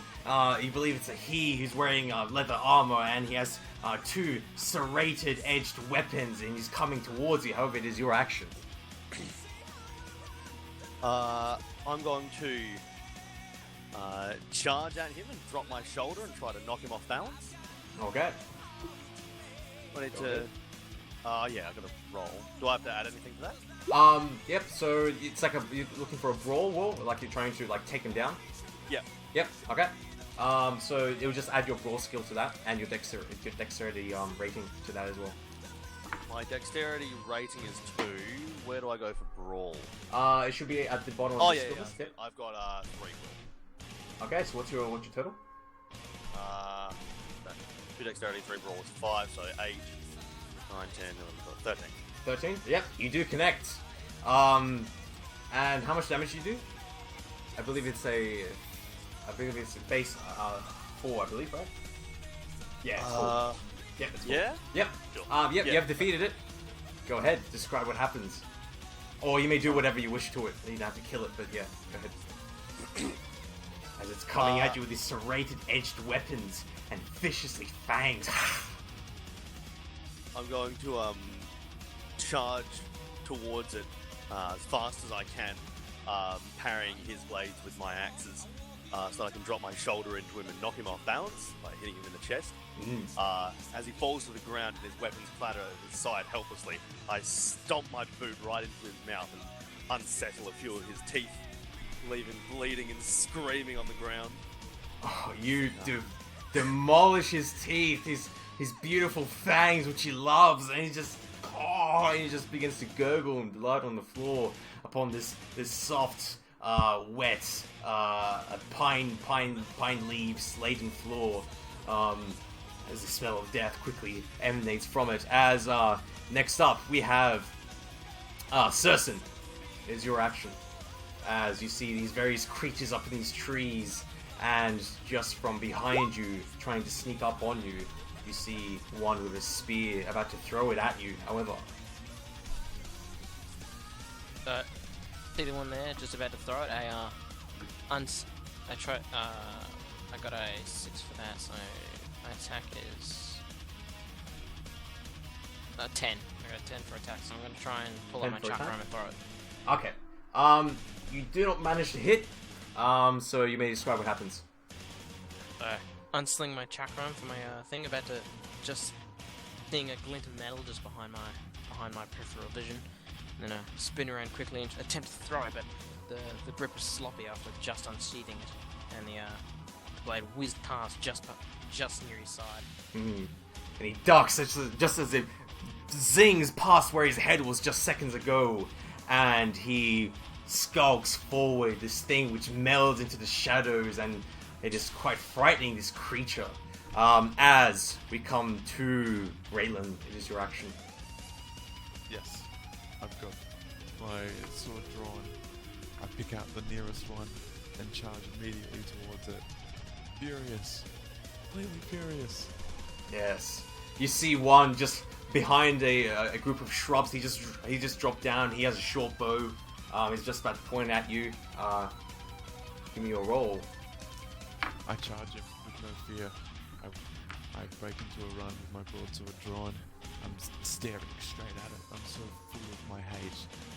I've felt so conflicted over the last few days. I wanted to unleash on something.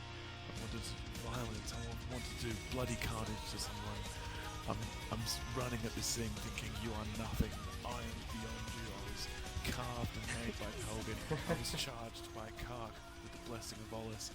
I was sent to be here, like exactly here, right at this time, that I would arrive right here to cut this fucker down. Like, and he's like lining me up looking all vicious, and I'm saying, you know, Well, why are you looking at me with your viciousness? Save it for someone who gives a fuck. You know, do you think you're darker than what's inside me? Are you gonna tell me you're gonna haunt my dreams? You're gonna haunt me, devil? I'm like start screaming, like running at him, like, motherfucker, when you're dead, I'll haunt you in the beyond.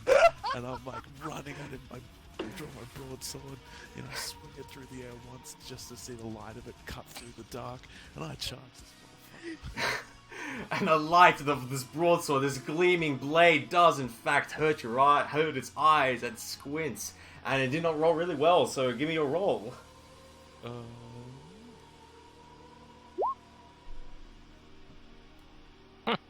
I roll 15 and then plus my attack, is it? Of my broadsword? Yep. Yeah. So you do get him and you do boost, so you may describe in glorious detail how you dispatch him. I charge him and run straight at him. The arrow whizzes past my head. I don't even flinch. I knew he wasn't going to hit me because he's a fucking coward. He's hiding right behind the bush, and I leap over, you know, with the broadsword in two hands. I bring it round to my side. I kind of vault off my right foot and bring the broadsword around, like, you know, in a lateral way. I go straight through his head and bury my broadsword in the tree behind. I leave the broadsword stuck in the tree. Get out, like, you know.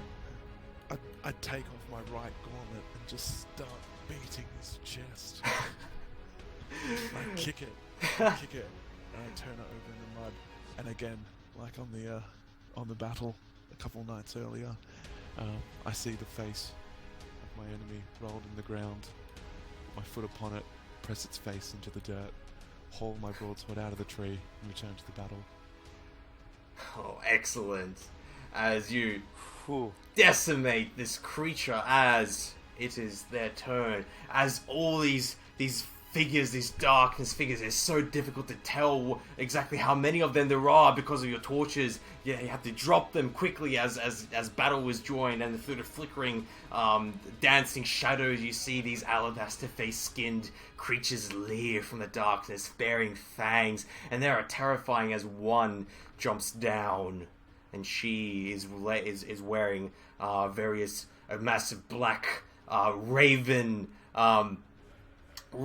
feather, raven cloak around her, but there's something extremely off and off-putting about her as she stares at you, Raylan Dune, after dispatching one of her kind, and she looks at you, she says in this language, Kufida Katara, and you see what we thought was the scar across her forehead was actually opens, and you see 3 eyes come out of her forehead, just as if a gash has been cut into her, and eyes have just come out, and she stares at you, and there is like a disgusting, filthy aura about you, and she walks towards you, and she takes out this this horn, and she blows upon it, this horn, and I want you all to roll me a meditation, enlightenment-based meditation fear roll.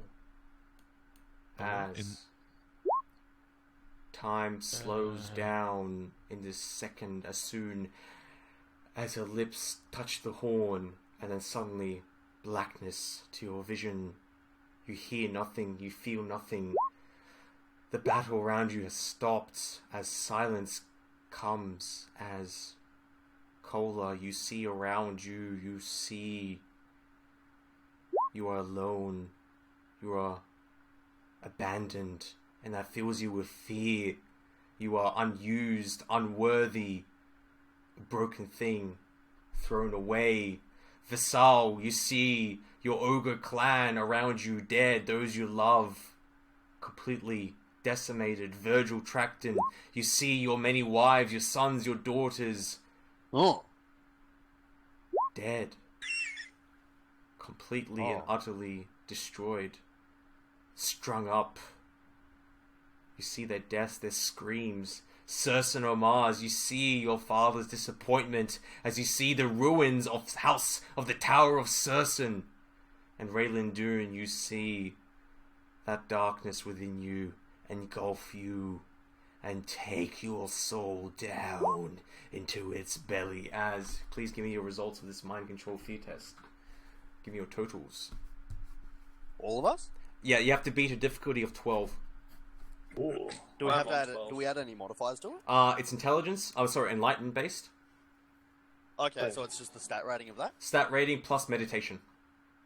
plus meditation. Okay. Oh, plus meditation. Wait. Exactly. That's right. Oh. I rolled a 3. Mhm. I fumbled, so it's a 2. Mhm. And I've totaled to 5. Okay. So I don't count the ones, do I? No, one's equals 0. I totaled to 17. Okay. Yeah. Total got- 12. Okay. And Kola. 16. Okay. And Sursano Mars. Okay, so I did an 11. Do I add my intelligence rating Yes. That's and it. meditation? Oh, sorry, your enlightenment rating and meditation. Okay. So your total is 12. 12. Okay. So, the rest of you, all except Raylan Doon, your vision comes back as you hear what you shudder. Your core shudders completely as your body has been assaulted by this terrible affliction. It's so hard to describe, but the sound, this noise that came from this horn, it was unlike anything you've ever seen or felt before in your entire lives, as it is terrifying to your core. But however, Raylan Doon, you are trapped inside this nightmarish realm as you are forced to confront that which dwells within. And your darkest fears, your unspeakable, unimaginable terrors begins to overtake your mind as you stand there in the battle, stunned completely. Yep. Completely and utterly stunned.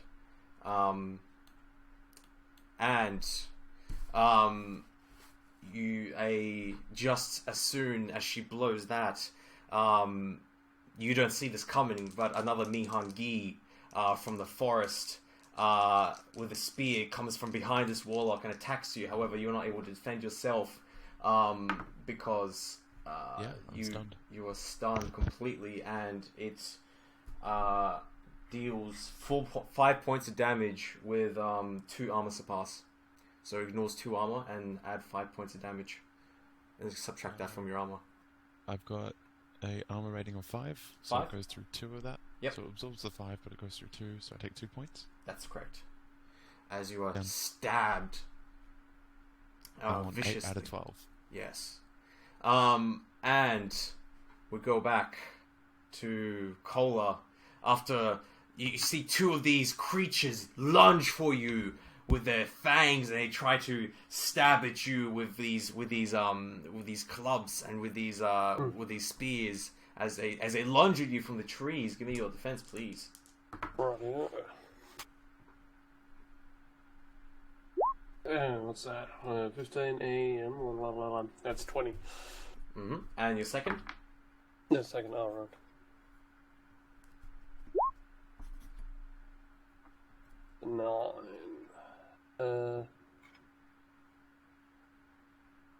Okay. Hang on. Was it a capacity with the second one, or just leave it as it is?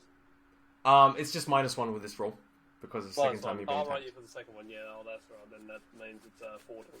Yeah. 14? Okay, you managed to dodge it as well. Alright, you may describe what happens. Cool. So as they sort of both sort of lunge, leaping from me to the tree, because I'm still basically flying in the middle of the sort of battlefield itself. I sort of noticed these 2 coming towards me, so I'm like, wait, maybe I can.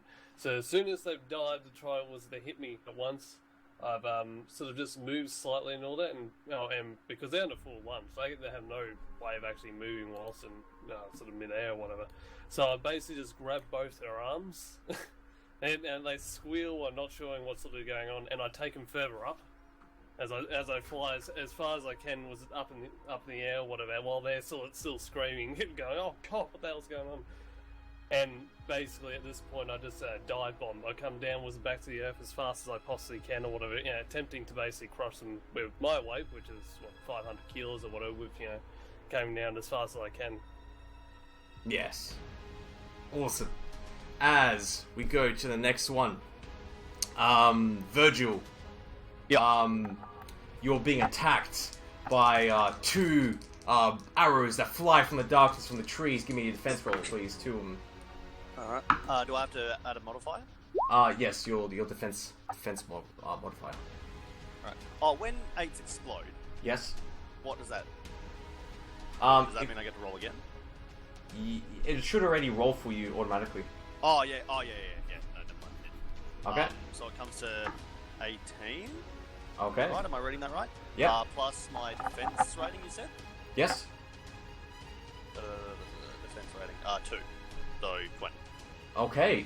He just gets a 20 as well, so attacker has to beat defender, so you just managed to miss that one. However, roll me for the second one Okay. with a -1. With a -1, that'll be 7. Okay. Oh, wait, no, hold on. Plus my defense. That's... no. So 9. Okay. The second one does manage to hit you, as I want you to register you've taken 4 points of damage with 1 armor surplus. So it ignores 1 armor, and you take away the rest of the damage from your armor, and that's how much damage you take. Wait, hold on. hold on. Okay. So armor surplus of 1 basically ignores 1 point of armor, so your armor rating is what? My armor rating is 2.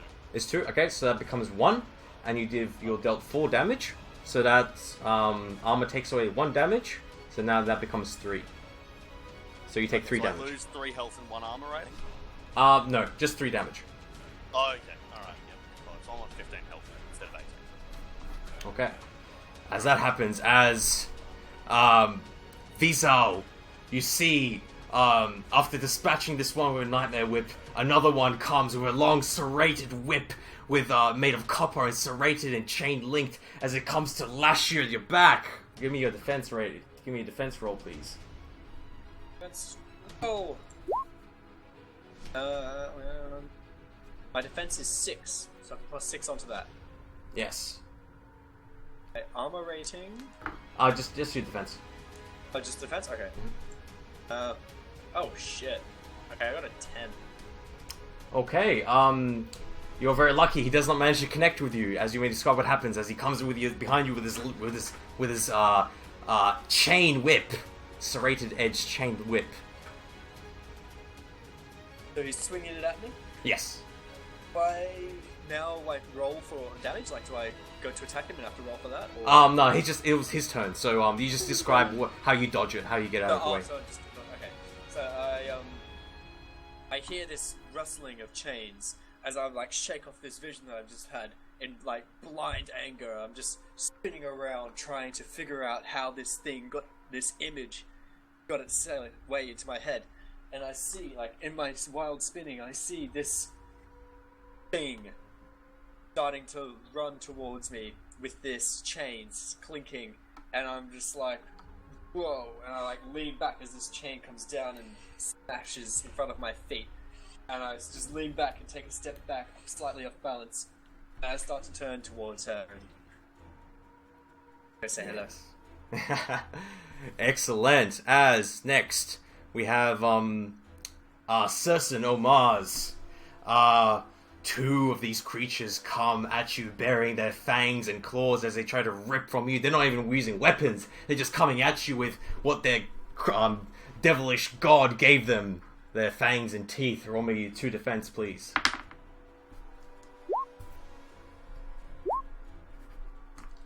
Okay. First one's... I got a... Alright, for my first attack I got 12. I got 26 for the first one, and very the nice. second one I got 11.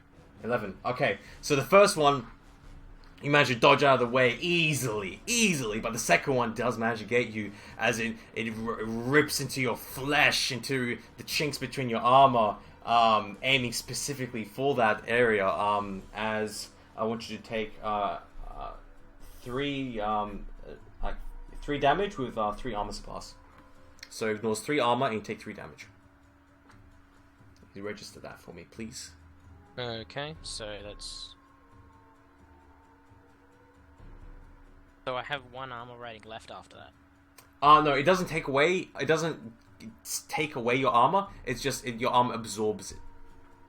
Okay, so it absorbed down to 1 because I have 7. Okay, well then, yeah, that deals no damage to you. Okay, you may describe what happens as you dodge out of the way of one, and another one manages to get you. However, your finely made steel armor manages to protect you very fine. Out of the swarming darkness, I see 2 figures rush towards me very quickly. The first one I see with his intent to bite my throat, and I immediately dodge to the left, and then shoulder barge to the other shoulder, and manage to make him flip onto his side as he moves fast. The second one, however, I wasn't anticipating to come from the same side that I just dodged to. And he scratches along, tries to bite into my shoulder, but due to his unfortunate luck, my underskin of cloth has a chainmail linking underneath it, and his claws bite into it, but then nothing happens. Yes, indeed. As after blowing this horn, you see this raven-coated creature with these eyes walk up towards you, Raylan, as you stand there stunned. And she grabs your head and speaks dark words. And she casts a foul ritual upon your face. Ooh. And you are not able to avoid this blow at all, as I want you to take 3 points of damage, ignoring armor, as basically your face begins to blister and bleed as she grabs it. And at that moment, you're snapped out of your darkness, and you see this hand on your face, this cold.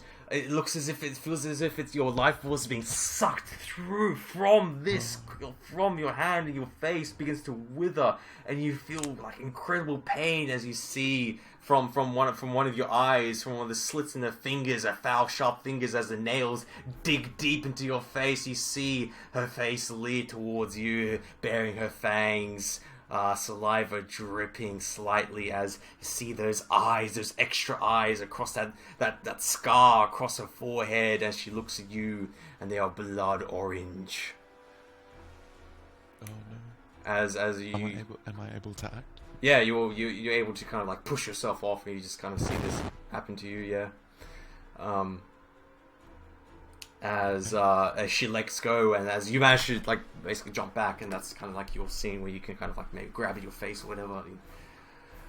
Okay, yeah, I want to just kind of defend myself and try and just get clear of her. Yeah, and then kind of attack back. And you just hear those words, and that you just completely. Oh, you feel your heart pounding and pumping as this thing before you. It is unlike anything you've seen before. And then the rest of you kind of glance this as you see Raylan perhaps give a shout, a scream as his face is bleeding horribly as this creature, this thing walks upon him. They hear me howl. Man. Yeah, they hear me like. I wish I could actually do that, but I have to quiet. That's okay. As from the woods, the howls grow louder as more of these creatures, these wolves, and bursting from the dark foliage onto the stream, you see a wolf the size of a fucking horse. A fucking huge thing as it bares its fangs and it goes Rah! as it screams at you, jumping into the fray. It comes to the top of you, Virgil. It is your action. Good. As you see various of these Fae, these Mihangi about skulking around. You can catch maybe 2, and of course you see this creature walk towards Raylan, gibbering some sort of foul dark language, and this great beast, and perhaps maybe even smaller wolves coming forward. It is your action. Alright, what? Fucking die, Can I get a description of the creature again that's approaching Raylan? It is a Mihangi, however, she, or you think it's a she, is adorned completely from head to toe in this great raven cloak, raven feather cloak. As she walks forward, you kind of see that her back as she walks towards Raylan. She clutches in her left hand that horn which drove you all into that darkness for a second. And stunned you and shook you to your very core, and you see, and perhaps she has something else in her left hand, but you can't see from your angle.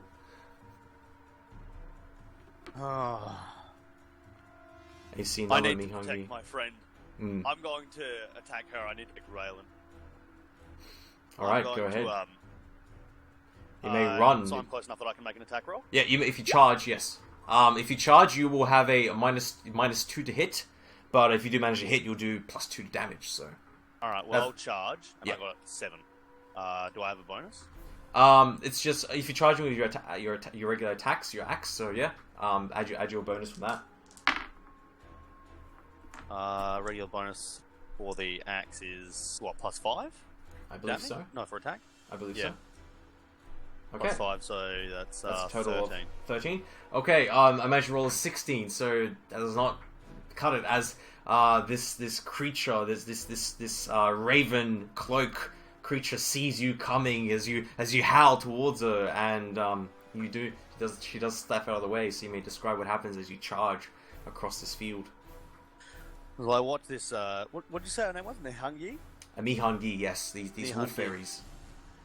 As I see her approaching Raylan, I charge at her, screaming, yelling to alert the rest of the party, "Protect Dune at all costs!"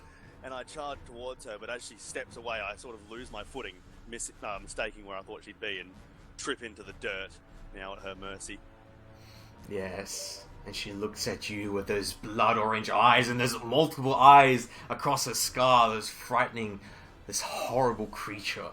As it is the great wolf's turn, as it sees you, Visal, this great big target, as it dares its fangs and howls at you. Give me a meditation enlightenment roll for me, please, as it tries to cower you.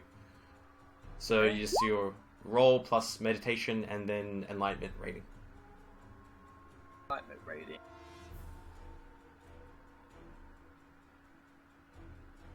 So 12. 12. As he does manage to beat you, however, he does not boost. So anything you do against this creature, it's at a -1. As when it bows its fangs, you feel terror course through you and shake you as this thing capable of devouring you, and it does so as it attacks. Roll me defense. It's at a -1 against this man, this creature.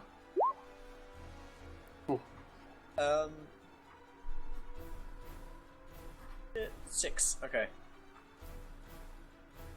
Okay. 24. 24. Very nice. Oh no, 23 -1. 23. Okay. Whoa, you do manage to easily escape it. It's snapping jaws. I mean, this thing is massive. You could ride it. It's so big. You may describe what happens as it lunges towards you. I see this dire wolf. Sorry. Run and lunge at me, snapping its jaws, starting to growl, and I, for a moment, feel fear in me, and I then feel disgrace because nothing is more fierce than ogre. An ogre outweighs all. We are vicious. We are fighters. We will succeed in everything we do. As it lunges towards me, I step forward and spin around on the ball of my foot as it flies past me, and I manage to see the tail of it, and it lands perfectly and starts to slowly look around and back at me, and I'm beating my chest. Come at me! Awesome. Alright, now, next, we go to Kola. It is your action. As, you see various Mihangi, these two Mihangi that, try to attack you, kind of lunge down and on opposite end of the trees, but they're climbing up and trying to climb the tree so they can get another swipe and attack at you as it is your action as you come flying there above the trees. I'm still flying there, hovering, whatever, so I got 12, and let's put another 6 on that, so yeah, we got 18. Alright, yep, you do manage to hit it, and you dispatch it. You may describe what happens as you see one climbing up the tree, but... And climb up Bart and all that. As I dropped them the first time, I was thinking, oh, that might be it for them. But no, this one has got the gumption to come after me again. So, as it was, lunges, axe in hand, or whatever, what weapon has sort of in its hand or whatever, trying to chip me away. Doesn't work or whatever. It hits right into, my sort of torso or whatever, this axe. Doesn't do any damage, but lodges itself. I sort of like turn towards this thing, unsure of what's going to happen next. And I sort of grab its neck while I fly up once again. And it's like, this is the second was a trip for this for this thing or whatever, but this time will be the final sort of trip. I sort of spiral up and up and up and up. And just enough and all of that, the air is starting to get very, very thin. Per se, and it's starting to be visible by this thing, and it's choking, it's splattering or whatever. It's trying to escape, trying to get away, but at the same time realizing there's nowhere to go. That's only down at this point. As at this point, when I get to the first place that I can sort of fly up to, because I'm starting to sort of feel the effects itself, I just sort of flutter up there for a second and just drop him from this great height. Just let go. It screams, it scraps or whatever, plummeting towards the earth, and all I see is just a... Yes, as it falls to its death and horrible fate. As next, Visal, it is your action. Oh, it's my action. That wolf is still in front of me. Yes. It's very big. After beating my chest and screaming, "Come at me!" at this wolf, I then I'd put one foot forward to start walking towards it, and then I think, nah, and I just start charging at this thing, going for another body slam. Ha. I'm going to crash tackle this fucking wolf. Go ahead. Roll. And then I have to plus my attack on that, correct? Yep. Which is 8. That makes it... Well, what does that make? 14. 14. I managed to roll a... I managed to roll a 17, unfortunately, so it does manage to get out of the way as it snarls and jumps backwards nimbly, baring its fangs, its teeth, its eyes stare deeply at you as you try to rush it. However, it just manages to get out of the way, and yes, it's very close to you. As it is now Sursen. Omaz. Yes. You see the few of these creatures around you. These two Mihangi who are rippling at you. One of them tried to get beneath your armor. Just managed to, but you managed to fend them off. Is your action. You have these two creatures around you. So I draw my black steel-bladed sword and look over to the one that was on the ground in a slightly open position, and I go to attack. Excellent.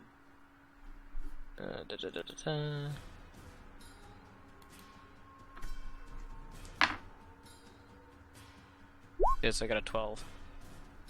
Okay. You do manage to get him. You may describe what happens. Okay, so I see the foul darkness of a Mihangi sprawling about on the ground after attacking a Vaigish. A foolish mistake that was. As I draw my sword and the black blade just barely glints in the light as only a thin slivers of steel are only seen. I bring it down directly upon the neck of the back of the neck and sever the head cleanly as the blade digs straight into the ground about almost a foot. Nice. And it crumbles beneath your vicious blow. And you see the one next to it howl in rage at your vicious dispatchal of its brother in arms. As Raylan, it is your action. as you've recoiled back from this from this raven-cloaked Mihangi with the eyes, and who's slightly distracted now by Virgil charging in, however stumbling. I'm going to attack it. Yeah, and I'm Alright. going to attempt to cleave her with the broadsword. Excellent. Roll your attack. Try and strike her across the body. Rolling.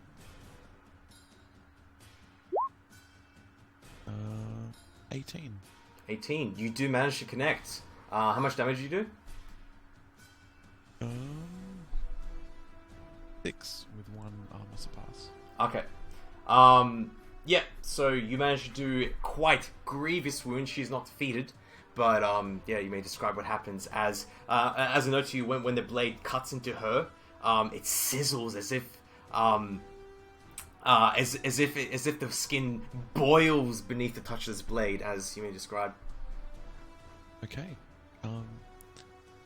Still kind of reeling from my injury, holding my face. I shake it off, and I turn that into more anger, more rage, more hate, and I don't charge, I don't run full pace, but I have kind of like a sporting jog. But a steady pace. I know the rhythm of this battle now, and I'm gonna go in there and get amongst it, and I can see her. She's a whip, right? Yeah, she's pulling out a serrated long dagger, like it goes incredibly long and thin at the end, but upon it you see various various edges, like as if something, if you were to pierce on with it and rip out, you're going to do incredible amounts of damage as she kind of pulls that out, just for stabbing. Yeah, no, I see her pull that out, and I'm running, and I twirl my sword in my hand, feeling its, both its length and its light and its lightweight, but also its good balance. Feel sure of myself, and I grade in for she lunges out at me, and I dodge it, I duck down and do an uppercut slice to her across the chest, and I hear her howl, and I see those fangs arch up into the sky, and I'm like, yeah, I feel pain. That's what pain is. And I hear a sizzle. And as you do cut into her flesh, and she does give out a howl, but suddenly her head clicks down, and she looks at you and smiles as if she's loving it. She's just fucked. This thing is fucked. So let's just put it at that. As the eyes grow wider, as you have full attention, as you hear a roar coming from Joloff as he screams, and Tehulian, death to the Fae, and you see his hammer come down on a Mihangi who's just jumped down from a tree and explode his head. Boom! Just like complete and utter. And at this exact moment, the Mihangi, which Kola dropped from the sky, just really close to you, Raylan, actually. Just like as that happens, as we come to the Mihangi, as Sersan Omar's the other one howls and lunges for you, trying to do grievous damage to you. Roll your defense. Rolling defense.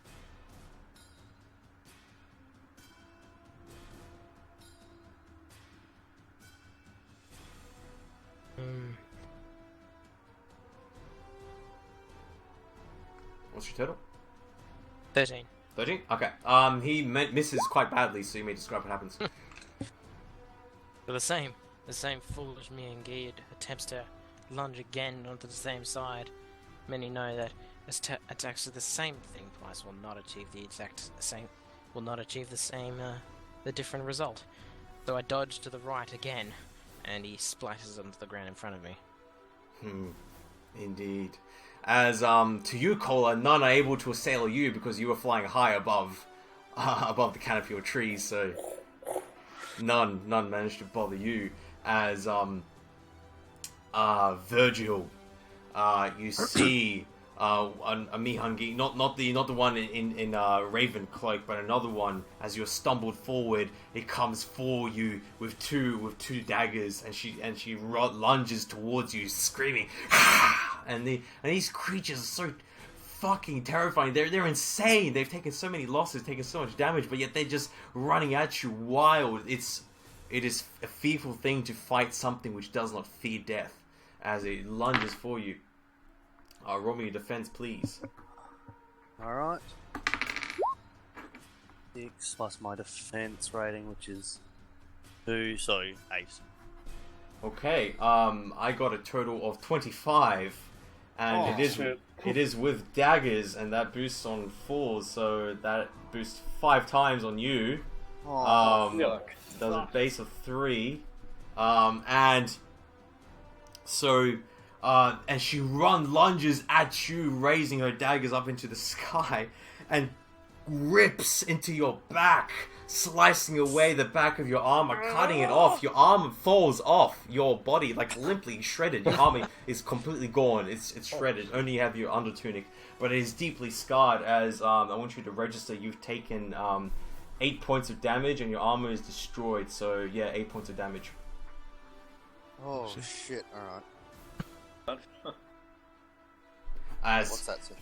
Yeah, as you may describe, what happens as she just digs deep into your back with these 2 daggers, just one after another, tasting of your blood. Oh god. Is there much to add? Yeah, I don't know. I guess you can say you could sell it. You could say I scream or something, or I just old man. I scream in pain as my flesh is rendered by the evil creature that has snuck past my defenses. Oh, such terrible things. I drop my weapons. I'm nigh defenseless. All I can do is try to turn to face the enemy so that I can die with their face in my eyes so that I can find them again in the afterlife. Oh, awesome. As you see this creature, this raven-cloaked Mihangi look at what her sister has done, and she smiles and she looks towards you. You cut her, Raylan. Roll your defense, my friend. Okay.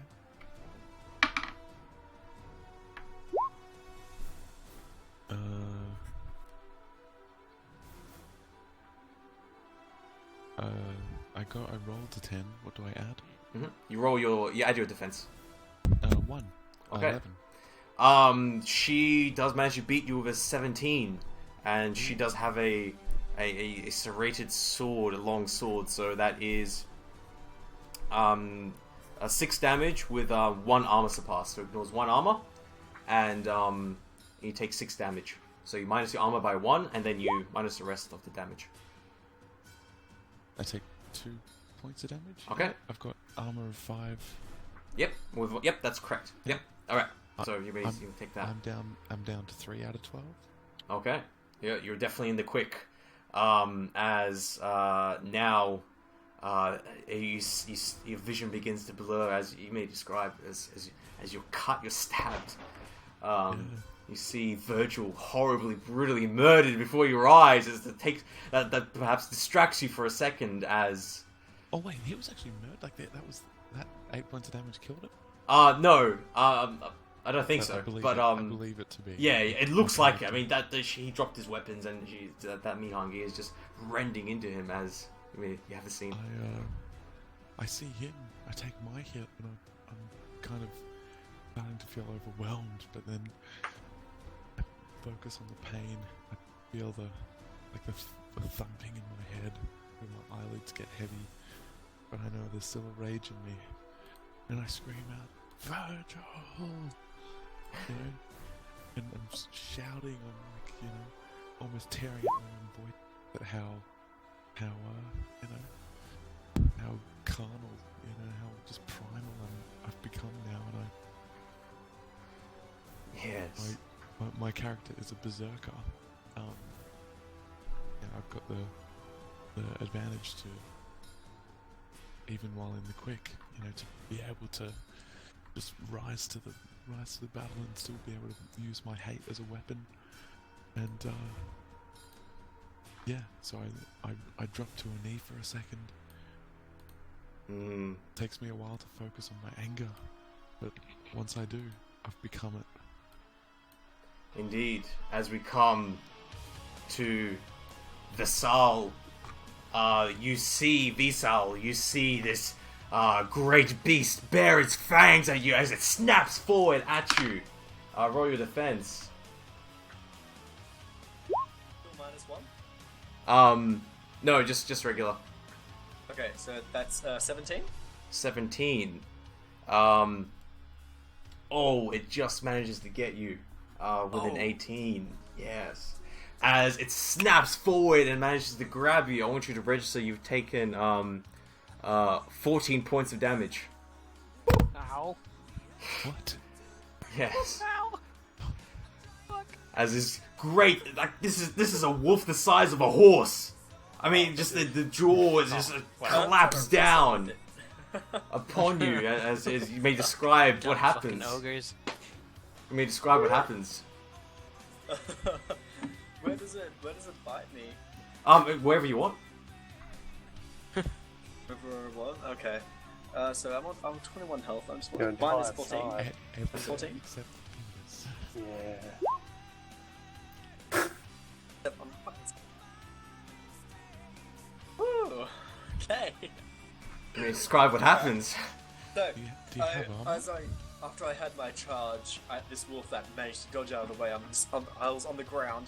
I'm like, like wiping the mud off my face, putting one hand. I'm starting to lift myself off the ground, and I look to the side as I hear this snarl.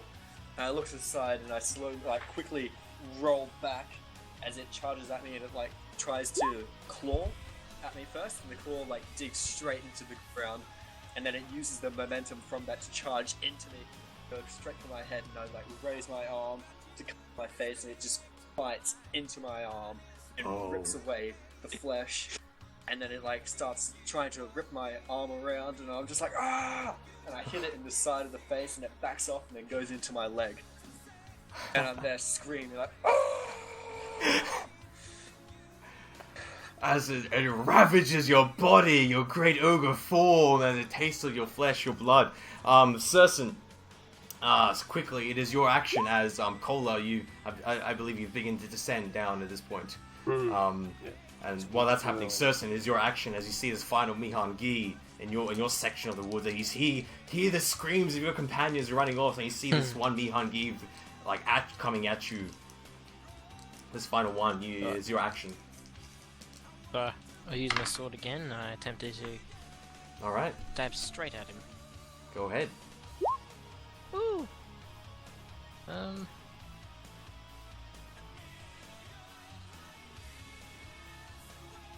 7. 7. You are very lucky. I rolled a 3 and a 3 and a 1, so you have dispatched him. You may describe what happens. As you kind of fumble a little bit, but he fumbles even worse. That's it. I fucked up, but he fucked up bad. Yeah. As I move to draw my sword, I forget to realize that the sword is still stuck in the ground. So to heave a little bit more, and at the last second, there happens to be a root sticking up for the Mihangi to slip over.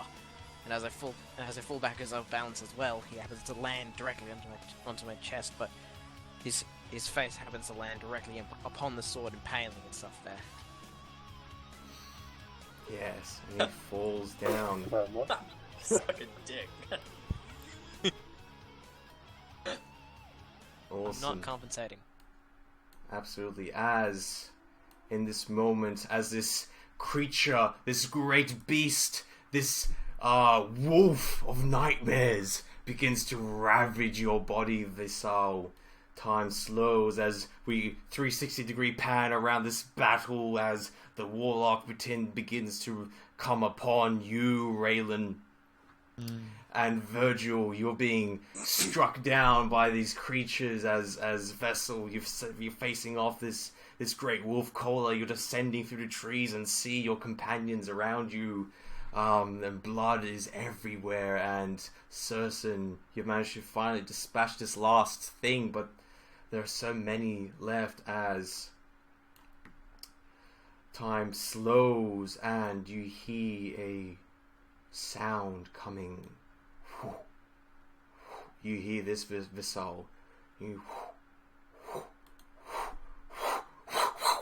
And boom! A fireball explodes into the wolf, burning and singeing its flesh as a burning light and fire just erupts out of nowhere, and the wolf collides into a tree, hitting up against a tree as from the far distance you see figures appear, armored in torches and fire, adorned with masks of terror. 5 of these figures emerge from the darkness, charging, screaming. You catch amongst their words, you hear one word you all recognize. Oliss! As they rush forward into the fray. Oh shit. The warlocks and the Mihangi see this as these creatures, these men adorned in these masks and robes, wielding fire and brands and weapons of all kinds, join the battle. As, Virgil, it is your action.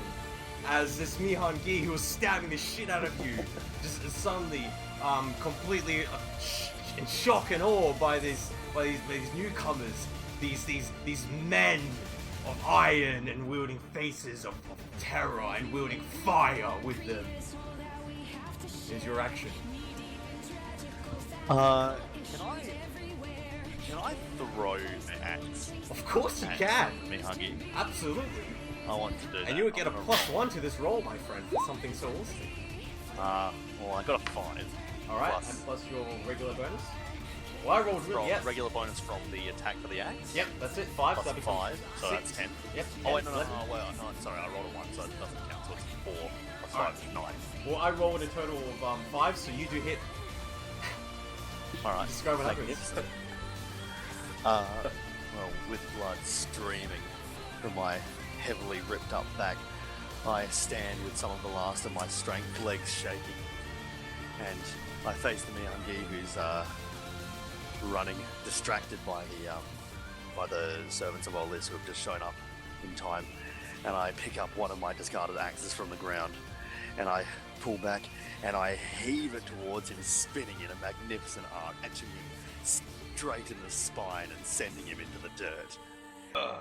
And as it falls, screeching and squealing as it tries to claw away one of these Elysians, a great, what you can assume to be an ogre, adorned in a red cape with a mask of 1,000 eyes, it seems, what you see in the picture of a van. A great towering beast runs forward with a brand in hand and a great massive mace in the other, adorned, and he comes and stomps upon the Mihangi, which you've axed, and crushes his head in his existence. As we come back to Vasal, this great wolf, this great fire explosion just came out of nowhere and burst the wolf. It is singed, it's limping, it's caught off guard. Is your action? Oh, so it's not dead? It's not quite dead, but it is badly wounded. As I get up. I use the remaining one hand that is good, and I get up and I wipe the blood off my face and off my arm and flick it at the wolf, and I get so full of rage that this beast has overcome me, and this is not right. This is not how it should be. Just ridiculous. And I start to brawl. Go for a brawl on it. Go I'm gonna for start it. beating it into a bloody mess. ooh, go for it. You might hit it. Go ahead. I got a 7 plus 7. No, yeah, 7. Yep, I got a total of 11, so you do get it. Describe. Okay. And the damage is Oh, yeah. 7. 7. Ooh, and you have defeated it. Describe what happens as you. Yes. I stand up and I get the blood off me and I flick it into its face, and the wolf like flinches a bit, and I start limping towards it, and One punch to the head, putting its head to the ground. Then I put one knee on the ground, on the spine, and I swivel myself around, cracking some bones in there. I start punching it with the other hand, and then the other, just getting faster and faster and faster, blood splattering everywhere, and from my leg and from my arm, as I'm screaming in pain and anger as this wolf's head is getting pulverized and crushed into the dirt beneath me. As the creature squeals and yelps its last, as you pummel it with your rage, your strength of maul coursing through your veins, and you end it completely as it slumps there, and you continue to punch it even as it's dead. I mean, after all, you've got to be sure. Awesome. As Kola, it is your action as you calm down and you see various Mihangi, you see this warlock, you see they begin to flee away from these torch-wielding, armored knights of Oliss, it seems. Ooh. Cool. Alright. So, I'll put a...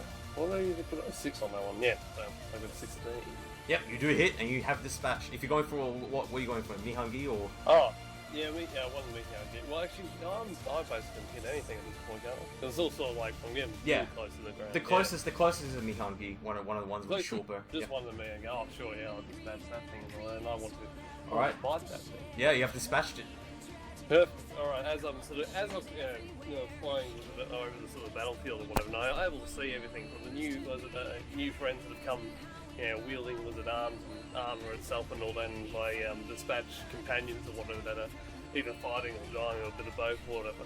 I spot was one of the geek very close, so unsure what really was going on or whatever. I need to dispatch one there to make sure they go for anyone else. So I sort of fly down as fast as I can or whatever, and opening my jaws and just clean up one of these Mihangi and take it for another flight. Right in my jaws. Oh shit! There's blood everywhere. Just impel fear and that's awesome. As Surson, you see these fire-wielding knights adorned in these face masks. You've seen these before. You know them to be Elysians. You know them to be... You've seen them in the cold cave. You recognize their tactics as... there are no Mihangi around you as these Elysians have kind of run past you. However, you can kind of move closer towards other Mihangi, which are starting to flee, rightfully so. What is your action? And you also see in the distance, you see the creature attacking Virgil and Raylan. How far is Virgil? Virgil was about 10 meters away, 15 meters away. Okay. Sorry, yep. So you can run towards him. Yep. So instead, I take out my chakram and I look for the nearest Mihangi next to him, and I attempt to throw it. You see one climbing up the tree, trying to escape, but roll me your attack. Ooh, I got 11. I'm not rolling well tonight. Yep, you do get him, and you have dispatched him. Go ahead. So, upon my second chakram, I unsling it from my right of my back. I aim slyly, adjusting for the wind, and I throw. The only thing that Mihangi sees next is a whistling piece of steel slicing through its chest. As you cut it, its arms and limbs fly off as it falls down like a cadaver, just a torso, just on its floor as this brilliant steel disc zooms through. Sprawling slightly. Yes, as the steel disc cuts cleanly through and zings past. It's a wonderful thing. Definitely. As Raylan, it is your action. As you see this warlock, its eyes away from you as it looks at these encrouching Elysians as it turns to flee. Is your action? Well, I've just tapped into my berserker strength and all my hate and all my will, not letting my injuries or anything else slow me down. I charge it, and I want to cut its legs up with my broadsword. I want to sweep the back of its heels. I want to, and I'm having these kind of berserker dark type things kind of rush my mind, and I'm like, I'm gonna sink my teeth into its Achilles, and I'm gonna listen to it scream, like, you know. So I want to cut down its legs and then take a bite. Excellent. Roll your attack. Give yourself a +2 for that. Oh shit! I did not roll very well. Go ahead. All right. Damn, that dice want to see that action. All right, I got a total of 8. So. Well, I got a base of 10, a bonus attack of 8 for the broadsword, and then a +2, I guess. So that's a total of 20. 20. Okay. Yep. You do boost twice. So how much damage do you do? I do 6 damage and boost on 5 with 1 armor surpass. Alright, you have brought it down to a state where it is almost dead. But yeah, you may describe cutting off its limbs, absolutely. Go ahead. It's still alive, but yeah. Was she running? Yeah, she just turns to run and flee. Okay. Yeah. I see. Okay, well, I see her eyes looking for gaps in the clearing, looking for, you know, the gap between the trees to turn to. Right as she's about to take her first steps, and maybe she gets a few of those off, you know, there is a blinding light that goes right on the back of her calves. You know, I don't fully decapitate the base of her legs, but right about, you know, probably a third or nearly halfway up the back of her shins. Yep. I Horribly immobilize her. She falls instantly. Yeah, being a master of my broadsword, I know right where the tip will be. So perfectly balanced and so finely crafted. I swing it straight through, and it glides through her shitty little legs. And knowing that it connected, and feeling that my character just revels in his superiority, and knowing how much better he is.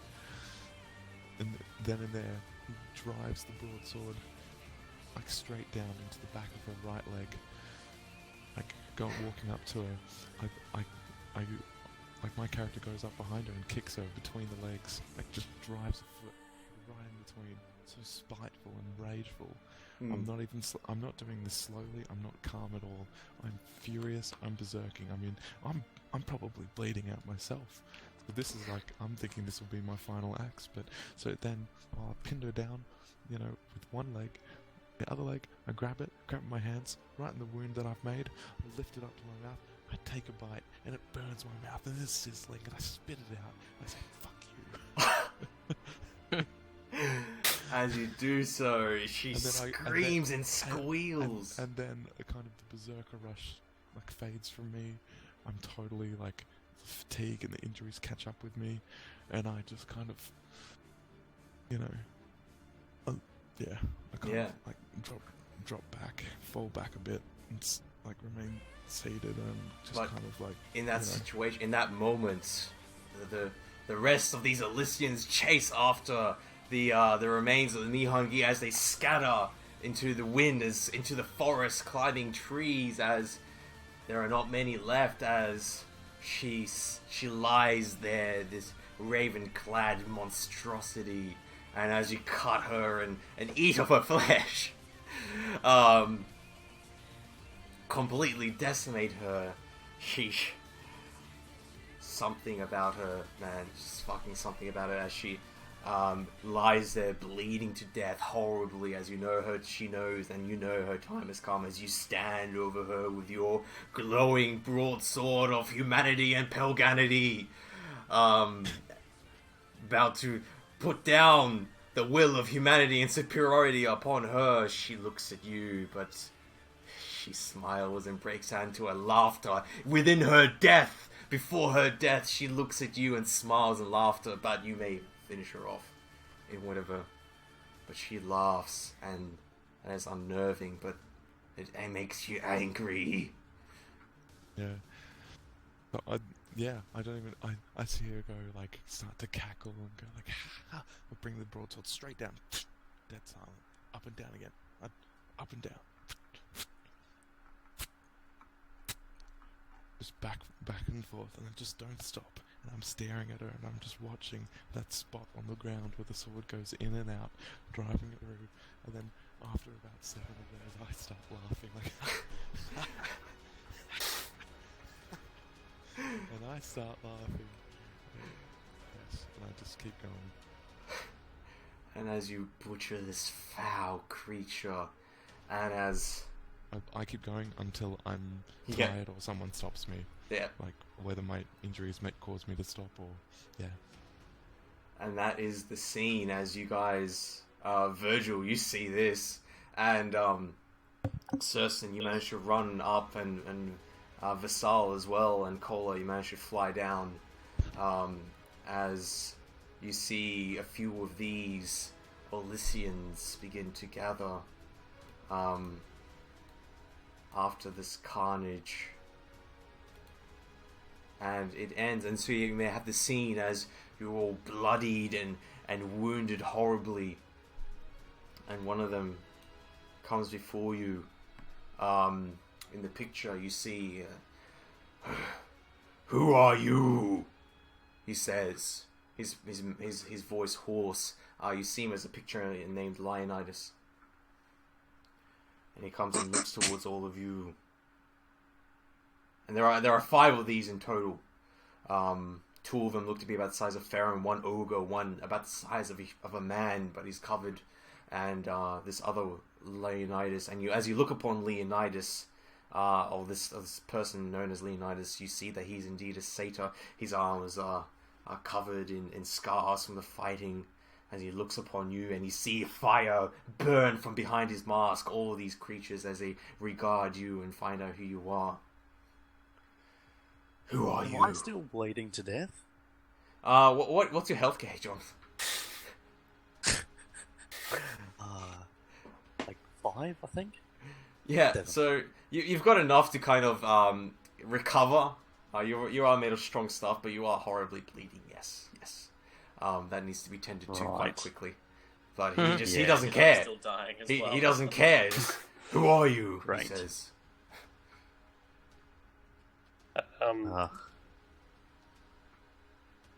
He looks at you But angrily. everyone else dispatch of what I sort of fly down, coming down. It's like, He looks at you and he seems to calm down a little bit when he sees you, Kola. He's like, ooh. we're with Oliss. I assume you're the same. Yes, we are. You speak of Oliss, but yet I do not know you. You are not of our order. Can I step forward? Of course. Free roleplay. Tell them, Help. we are friends of Kark. We've been told to come and find followers of Oliss nearby. Kark sent you. Yes. And you hear another one come up behind him. You see this the one known as Chthon come up from behind. He says, "Is that Saga?" What did he say? Well, it's difficult to understand him. He just says, alright. "Is that Saga?" Which Leonidas turns and says, do you have the symbol? Did Kark give you anything? Oh, And yeah, we had a Seeds. the little. What are they? Cherry things? Yes, Stone cherry cherries. seeds. And he'll come here and he shows them to you. He nods. This is good. Van! And he motions towards the ogre, the great multi-eyed faced ogre mask. Search this area. Burn the dead. Chthon. Come. Santamia! Salon! Let's gather these. Back to the village. And in that free moment, would you like to say anything or do anything as you are gathered up? The wounded is gathered up. The scene is yours. Yeah, I would like Yeah, to see can I if get some anyone can first aid, help me. please? That's why we need help. You see, Bleeding. I'm We don't have time. just laying on the ground next to this wall, like it's hot in my good hand, eating, and I'm just bleeding. yes, as you see the 2 Ferrum masked in shoulders, as well as Joel have come as well, and they come and help you, tend to you, and wrap you up so you do not bleed out completely. As you see one who introduced herself as Xantamia says, "Yes, I will." Here, and she rips out like a shred from a quite opulent cloak and she wraps it around your arms and your legs, Visal, and Pretty lady's interested in me. Good help. yes, indeed, as You're dying, anyway. Murder action. and two other Ferrum, Joloff among them, and this What's other wrong one. with me? Come to you, Virgil, and wrap you up and see to your wound and apply alcohol, and it stings horribly upon your back as it applies to you, and they give you a lot to drink as well, because you are been horribly damaged. And to you, Raylan, Yes. they do their best, but Leonidas actually, he says, "My name is Leonidas. I will carry you," and he picks you up. With your armor, with everything, as you're just kind of like stumbling around, you're not able to move, and he just basically like picks you up and takes and holds you over your shoulders like this satyr. He's not the size of an ogre, but he's incredibly strong as he just picks you up quite effortlessly, and he just begins to carry you. He's got goat strength. Yes, he does. As Circe and Mars, is there anything you would like to quickly do? Yes. I attempt to look around and see if I can find my chakrams that I threw and missed and sliced through people with. Yeah. You do manage to recover them. They're not Yes. flowing too far. This place is fairly thick with trees, so you're able to find anything that you were missing. My And pigs run away.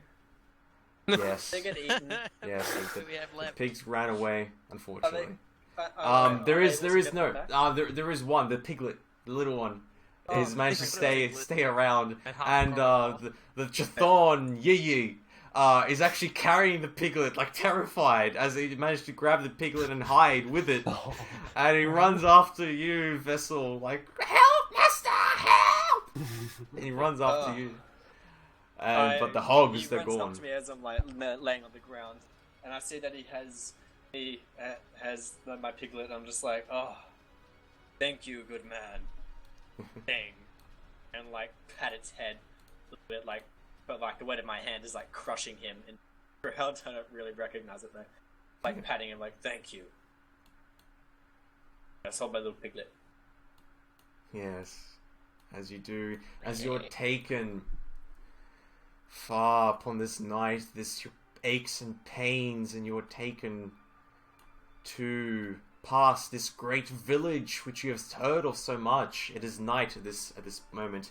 However, you see before yourself various huts of this small village and the great mountain spire standing above it. And in the distance, you can see the waterfall where the stream falls off as you travel down the winding trail, wielding torches, and through it all, you eventually manage to come walking. Some of you aching, terribly bleeding still, but taken care of, escorted by these Olissians, by these creatures, by these different men, these enforcers, as you were taken before a great austere building made of white wood, and it is still dark. The long night still is here, and the eyes of Araman still strike down hatefully. However, you come to this building and it shines in the moonlight and stands out slightly, and this place around it is covered by an orchid of cherry trees, as this place is smelling of cherries and is fragrant and is calming to you as you're taken. You've finally arrived at your destination as you move inside this austere building. And inside, you are rested inside this great hall, this wooden hall. And upon this hall, within this hall, there is various monsters which have been skinned and beheaded and placed upon the walls in various fashion as trophies, as ornaments for various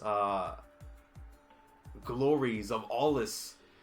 And you feel relaxed as you're taken here. Your wounds are mended, and you are introduced to these people. They do not remove their masks, but they take you in and treat your wounds, and you're given some food, you're given some water, some wine to drink, and to forget about your troubles, your worries, as two great hearths inside this building, two great hearths on either end burn brightly and give off warm embers as you rest relaxing from the horrors of your of those things which you faced, of those creatures, and you have gazed into the darkness. You have gazed into that which these enforcers fight against. This is your rest, your rightful Valhalla, if you will. As they tend to your wounds, they slowly introduce themselves. You have known the satyr to be named Leonidas, a great, strong satyr wearing a black cloak that is wet and damp. As you're carried, you felt this, Valen, as he moves about, pacing uncomfortably. So, Galorn, Salora, Eferum, wielding a great spear, a steel spear, and adorned in wrappings around his arms, and around him he's wearing an opulent woolen green cloak. And you see Traken as well, this looming man who walks quietly, but he doesn't say much, but he stands in the corner. And you see his grinning mask is unsettling, and Van as well comes later after dispatching and burning the bodies in the glories of Oliss. And Xantamia, upon her fine gloves, she's wearing finer finery. Her mask is made of silver and fine opulent things. Various gems line the top. Pardon, sorry? I just said I got myself a classy one. Yes, indeed. And she her gloves are bloodied from the work that she does, but she's skilled, is very skilled as a barber, as she tends to your wounds and prays to Oliss, and you start to feel slightly better. I want everyone to recover 1 health gauge just from this basic treatment. Register that for me, please. That's just 1 health bar? Just 1 health gauge, yep. As this, perhaps just 30 minutes, 40 minutes have passed. About an hour, sorry, has passed since that battle in the woods, and you were able to rest a moment and get your bearings. And Leonidas, pacing, comes forward and says to you, Sersin Omars, recognizing you, Avaigish, it is good to see one of your kind. You do not seem to be in worse wear, and the Arwen over there doesn't seem to be too worse. The rest of you look terrible, however. Arwens are not known for their conversational skills, so I speak to you. And he speaks to you in Mughalish. Yes. And a language which none of you understand. And he speaks to you specifically in Mughalish, language of fire. And he says to you, well, tell me, so Kark sent you. Kark has sent me here, yes, along with this group. However, my father, Thurston Polonius, has given me a message to deliver to Kaelin Bram of Oliss. I wonder if he is here. And as you say that, you hear, I am here, and Kaelin Bram appears. With him, another Olissian which you haven't seen before, by his side, and a third just behind them, a looming giant of a creature, 7 foot tall and 5 foot wide. As this is as tall as an ogre, but almost as wide, as if a Ferrum has been blown up into the size of an ogre, and it has a horrible hunchback. This creature just stares and leers. It is dirty, but you see Kaelin Bram come forward, say, yes, I am Kaelin Bram.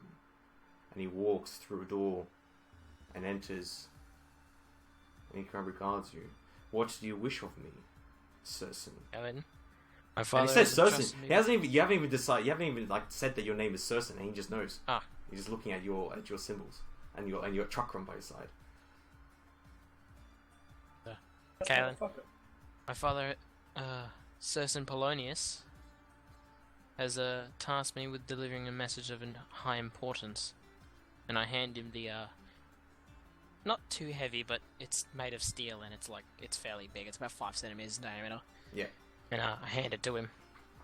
And he takes it, and he admires its craftsmanship as it is engraved and adorned a steel cylinder which houses a document within, and he unclasps it. That's the seal of House Certain, and he takes it out. And within it is a finely printed steel parchment, and he reads it out. Yes. It is most interesting. And he kind of glances towards you as he reads this parchment. Yes. It appears, my brothers, and he says to the rest of the Olissians, in Morgulish, it appears, my brothers, that we have a new family member to our order. By the order and high decree of Poiokis of House Certain, you are to serve this Olissian order for a time and prove yourself worthy among our ranks, Certain Omars. You have been sent here. And he hands it to you, and you read it, and you know it to be true. You have been sent here to prove yourself worthy among the ranks of these Olissians. Far away from the cold cave, far away from the prying eyes of the other Vigish houses, to prove yourself and rise in station. As that no doubt surprises you, as you're expecting to come home, you were hoping to come home from this fucking fucked up place full of dirty ass humans and Ferrum and these fucking monsters from this, Hey. No slaves. Yeah, no slaves. That's right. As the rest of you say. What are you saying?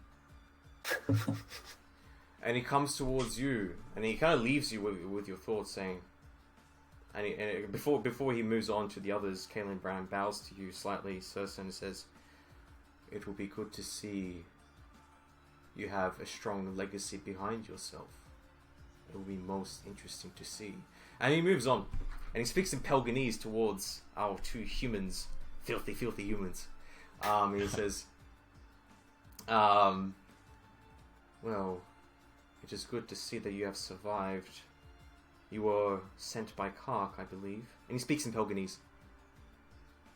Yeah, and still kind of quite wounded. I mean, my character's 4 out of 12 right now. I'm like just nodding, going, yes.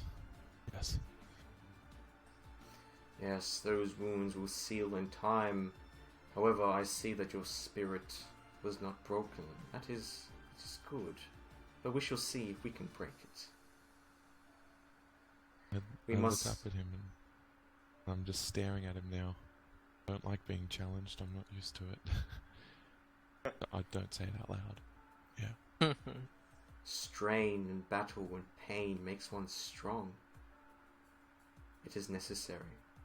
For if we are to successfully hunt those things which you saw tonight, then we must make all sacrifices.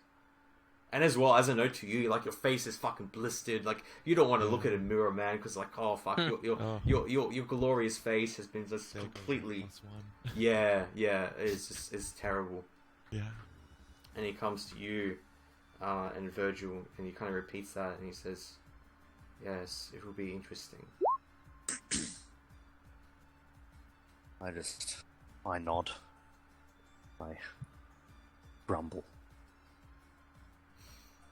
Like a Chthon. They say that Chthons are known to hold grudges and be dour men. You will fit in just fine here. And he laughs.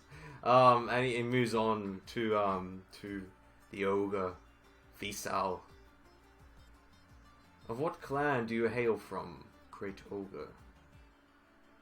And he speaks to you after some time, in Tulian. I've got a question. I'm looking at my character sheet. I've got of Clan Victor here, but I've thought... Oh yeah, just change it to Clan of Bushki. That was just one change, little change. Yeah, Clan of Bushki. Okay. Yeah. I am Vasal. I am from Clan of Bushki. The same clan as Kark. Most interesting. Was my neighbor. Which I we saw must... a lot. Excellent. Abernai, and he kind of points to the person next to him. We must send more runners towards this clan of Bushki. There are great ogres amongst their stock. It will be good to have more of these among our ranks. And he smiles. And moves on to you, Kola, finally. You have come here. It is strange. Not many of your kind. Why, may I ask? And he speaks to you in Tuhulian as well. I turn to him after being completely uninterested with the environment thus far until he actually spoke to me. And I just say, Zaros won't take me in now, so I'm looking towards Oliss. I assume you'll be the instructor? Yes, I am Cedar Bram. I am the head of this order. And he points towards this great big monster of a creature, this ground hand Marot. He is the ground hand, second of this order, of this church of Saint Plov you find yourself in. He is second, keeper of the orchids. You are welcome amongst us. I am always welcoming of those who prove themselves to be strong. We need strength in these times. You will be a great asset, and if you prove yourself to be worthy, Arwen, Kola, you will be welcomed as family. And at this moment, I was going to get this unsure sort of look still, this concept of family, sort of unsure, rolling memories through my head or whatever, past lives, my parents or whatever, confuse me and confront me. But at this time, I sort of tend to silently agree with what just been said. Well, we shall begin your initiation to see if you're worthy enough and understanding enough to become one of us. Come. And he motions for you all to stand and follow him. And now just quickly, I'm just going to do a quick test to see if you guys can hear any music as we're going to wrap up with a little bit of a scene. I'm going to play some music and let me know if everyone can hear it, so I know that this works.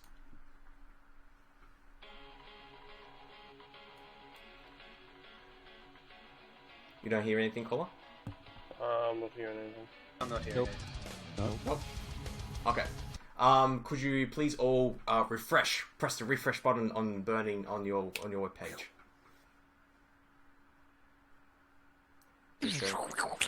My finger hurts. How? How does your finger hurt? I slammed it. Look, excellent back. There he Okay. is. Don't lie. Hey, you're all fat and stuff. Okay, I'm just going now to play some music. Can you hear it? Yep. Yeah, there we go. Everyone can hear it? Got to mute. Can you hear it, Raylan Dune? Yes. Yep. Okay, cool. That's very, very important for this particular scene. Okay. As... Oh wait, it's gone. Yeah, I just turned it off. Oh, it died. Okay. Yeah, No, don't turn worry. it off. It's alright. It's alright. As my friends, we enter the next scene. As after you and within your mind, the swirling maelstrom of what you've just experienced, all these things, as you're finally arrived at your destination, as finally, after everything, you have managed to come here to see what it is that Oliss can give you, what it can show you. As You are brought in a montage style. You are brought in as initiates, lambs into this lion's den. Immediately you are stripped of everything you own until you stand naked and are led deep into the caverns below. Any resistance you make is beaten from you, your skin lashed by the whip, your body cracked by the club. Nothing but utter compliance is tolerated in this place, for you have come here to prove yourselves and you comply. You find yourselves in a hellish prison of immense size, a forgotten part of the underworld caverns held up by gigantic cracked columns, which house cages within them, and inside those cages is where you spend your days in brutal training and meditation. You are given no food and you are made to fast. Your stomach boils of hunger and your throat is parched dry, but no food is given, and instead a book. A burnt sacred book labeled My Tribulations is placed before you, and you are made to read it and understand its words. The book, written in Morghulish, the language of fire, is extremely difficult, containing writings of history, theology, philosophy, and poetry. It is a book of the exploits and desires of Oliss, Lord of Hosts, the burning absolution, hunter of nightmares. As you are made to memorize and recite these words, you are punished if you make a mistake, if you mispronounce a word, and only when you have memorized this sacred tome, you are given food and sustenance, and you do. And finally, you are then tortured, strapped to a rack, and burnt. You are taught the crafts of interrogation by it being applied to you, by the maiming and scarring of your body. Screams echo endlessly through these chambers, screams of sinners brought here to be punished. You are made to listen to their cries, hear the crunch of their bones, the sizzle and pop of their flesh. You are made to appreciate their agony, for in the final moments of their burning, their souls are made clean. You are made to walk upon burning coals, the sweat flowing off your shaking body as it sizzles on the hellish rocks beneath your feet. The itch, the stench of your cooking flesh filling your nose, for you have not seen the sun in weeks, perhaps chains, maybe an entire cycle now, for you are not worthy. You are tainted with sin, and like all sin, it must be burned out through pain and sacrifice, and only then may you find righteousness. Fever and sickness take you and weaken your body, but you are given no rest, no cures. You are forced to work, learn, and study, and be strong, but still against it all, you press on. And you train your body through meditation, through scrying and looking into the flames, and feeling with it your hands the fires of Morgul, and through it the will of the cherry-eyed Oliss, who looks and leaves beyond those flames. For you must be strong. You cannot be weak, so you can stand in the face of Ahriman. So you can stand in the face of warlocks, of necromancers, of summoners, of oracles, of witches, of domini, of these blasphemer magi who worship the trolls, of the Holdre spawned from them, of monsters which dwell in the darkness, of gibbering demons which spew into reality from the void, all these things that are not of the light, for know that the light is the light, they are one and the same. And you must keep order in this world which seeks to end itself, for the sun is dead. And now nothing stands in the way of darkness, nothing to defend reality, nothing but you, for you are the torch, this burning flame which stands against the forces that would see your world annihilated, that would see your sisters, wives, daughters, brothers, fathers, sons killed and eaten or chained beyond life to eternally suffer, the forces which seek to steal everything you love from you, to corrupt all that is good and holy and righteous in this world. You are the sword, the spear, the axe of the enforcers, all those which seek to protect this world. Listen to these words, remember them, and know this to be truth, and speak these words to yourself every day, upon your last breath. And in the language of fire you are taught the words Kakranum through Diagrio Oliss, meaning holy, holy is Oliss, Lord of Hosts. The whole world is full of his glory.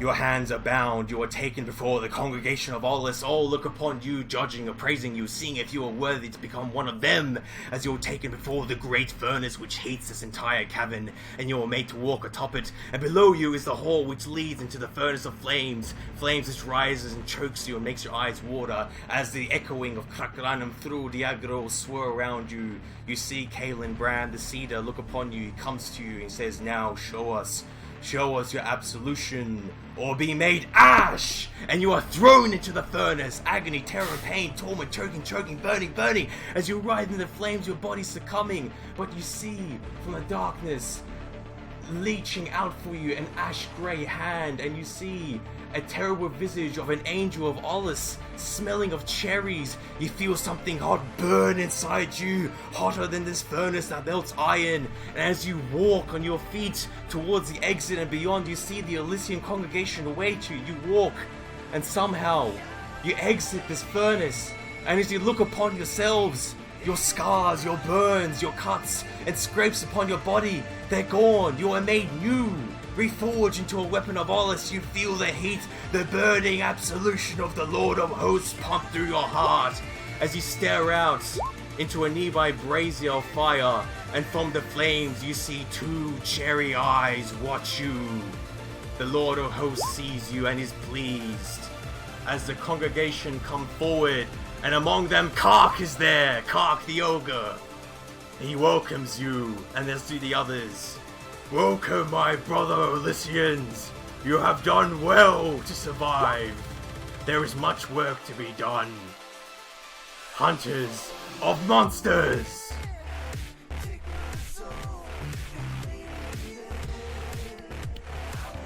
Well, let's give Exile a little round of applause there. Okay, good. Well done.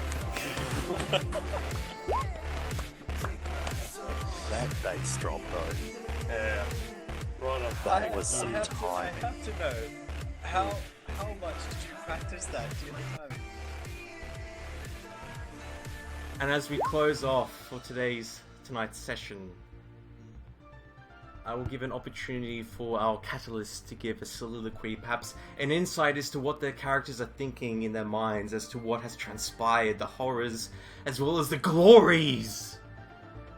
It is your scene entirely, and if it's your wish, I may continue playing this music, or I may put up your own theme music. It is up to you, so whoever would like to go first, please.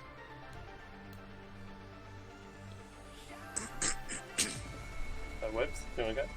And that's the holding the nose thing that I chucked up not first. Is that really a thing? I would just go who's in line. XP. Who is first? I can't see who's first in the line. For me, Well, it's... apparently, for me, it's Collar. Okay, It's colour. Alright. Go on. Alright. Type of theme music. Alright. Theme music.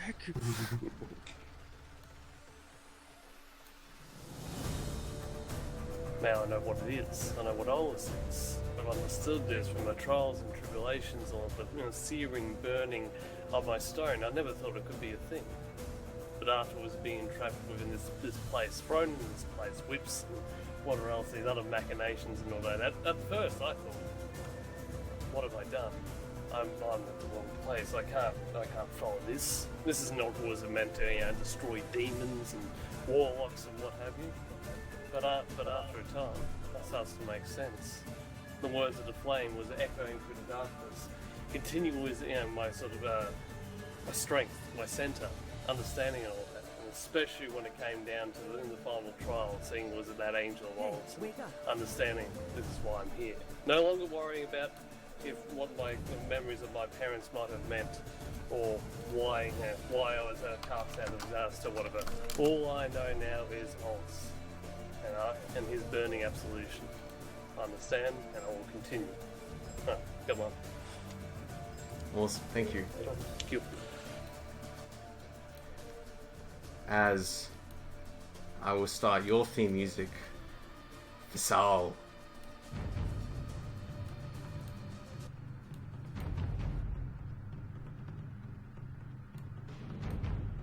I totally know what I want.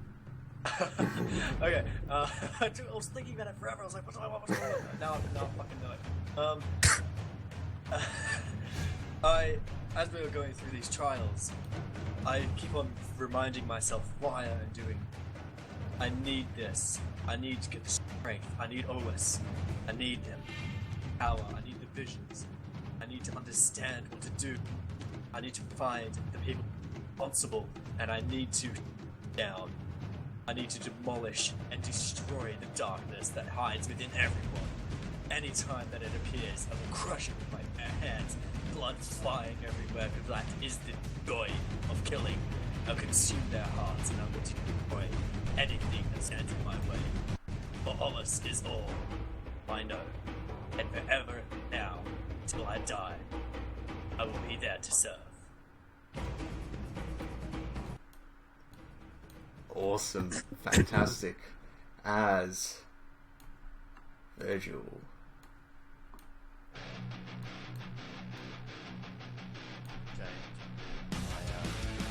I began this journey with selfish goals in mind. Money, fame, power, providing for my family, making sure that all the good that went out into this world was buried safely. And now I realise that it is not enough to bury the righteous to protect my family, and that there are bigger things in this world than myself. I see now that Oliss, my burning absolution, is the only way that I can go.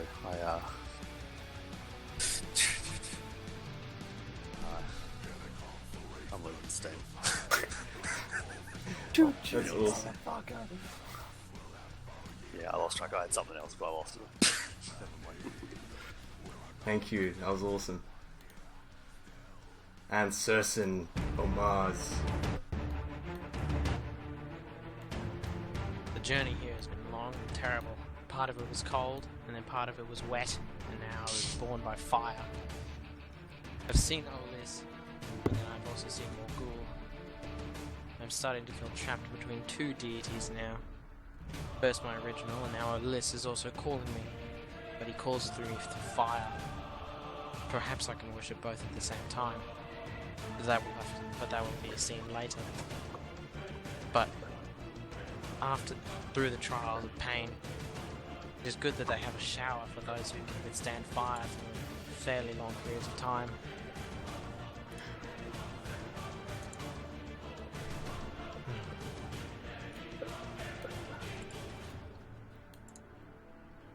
Okay.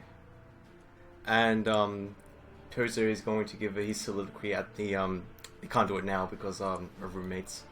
But with that, we will close. Thank you all for playing this third installment, episode 3 of Within the Ring of Fire Burning Dusk. Yeah, Thank you for running it for us. Mm.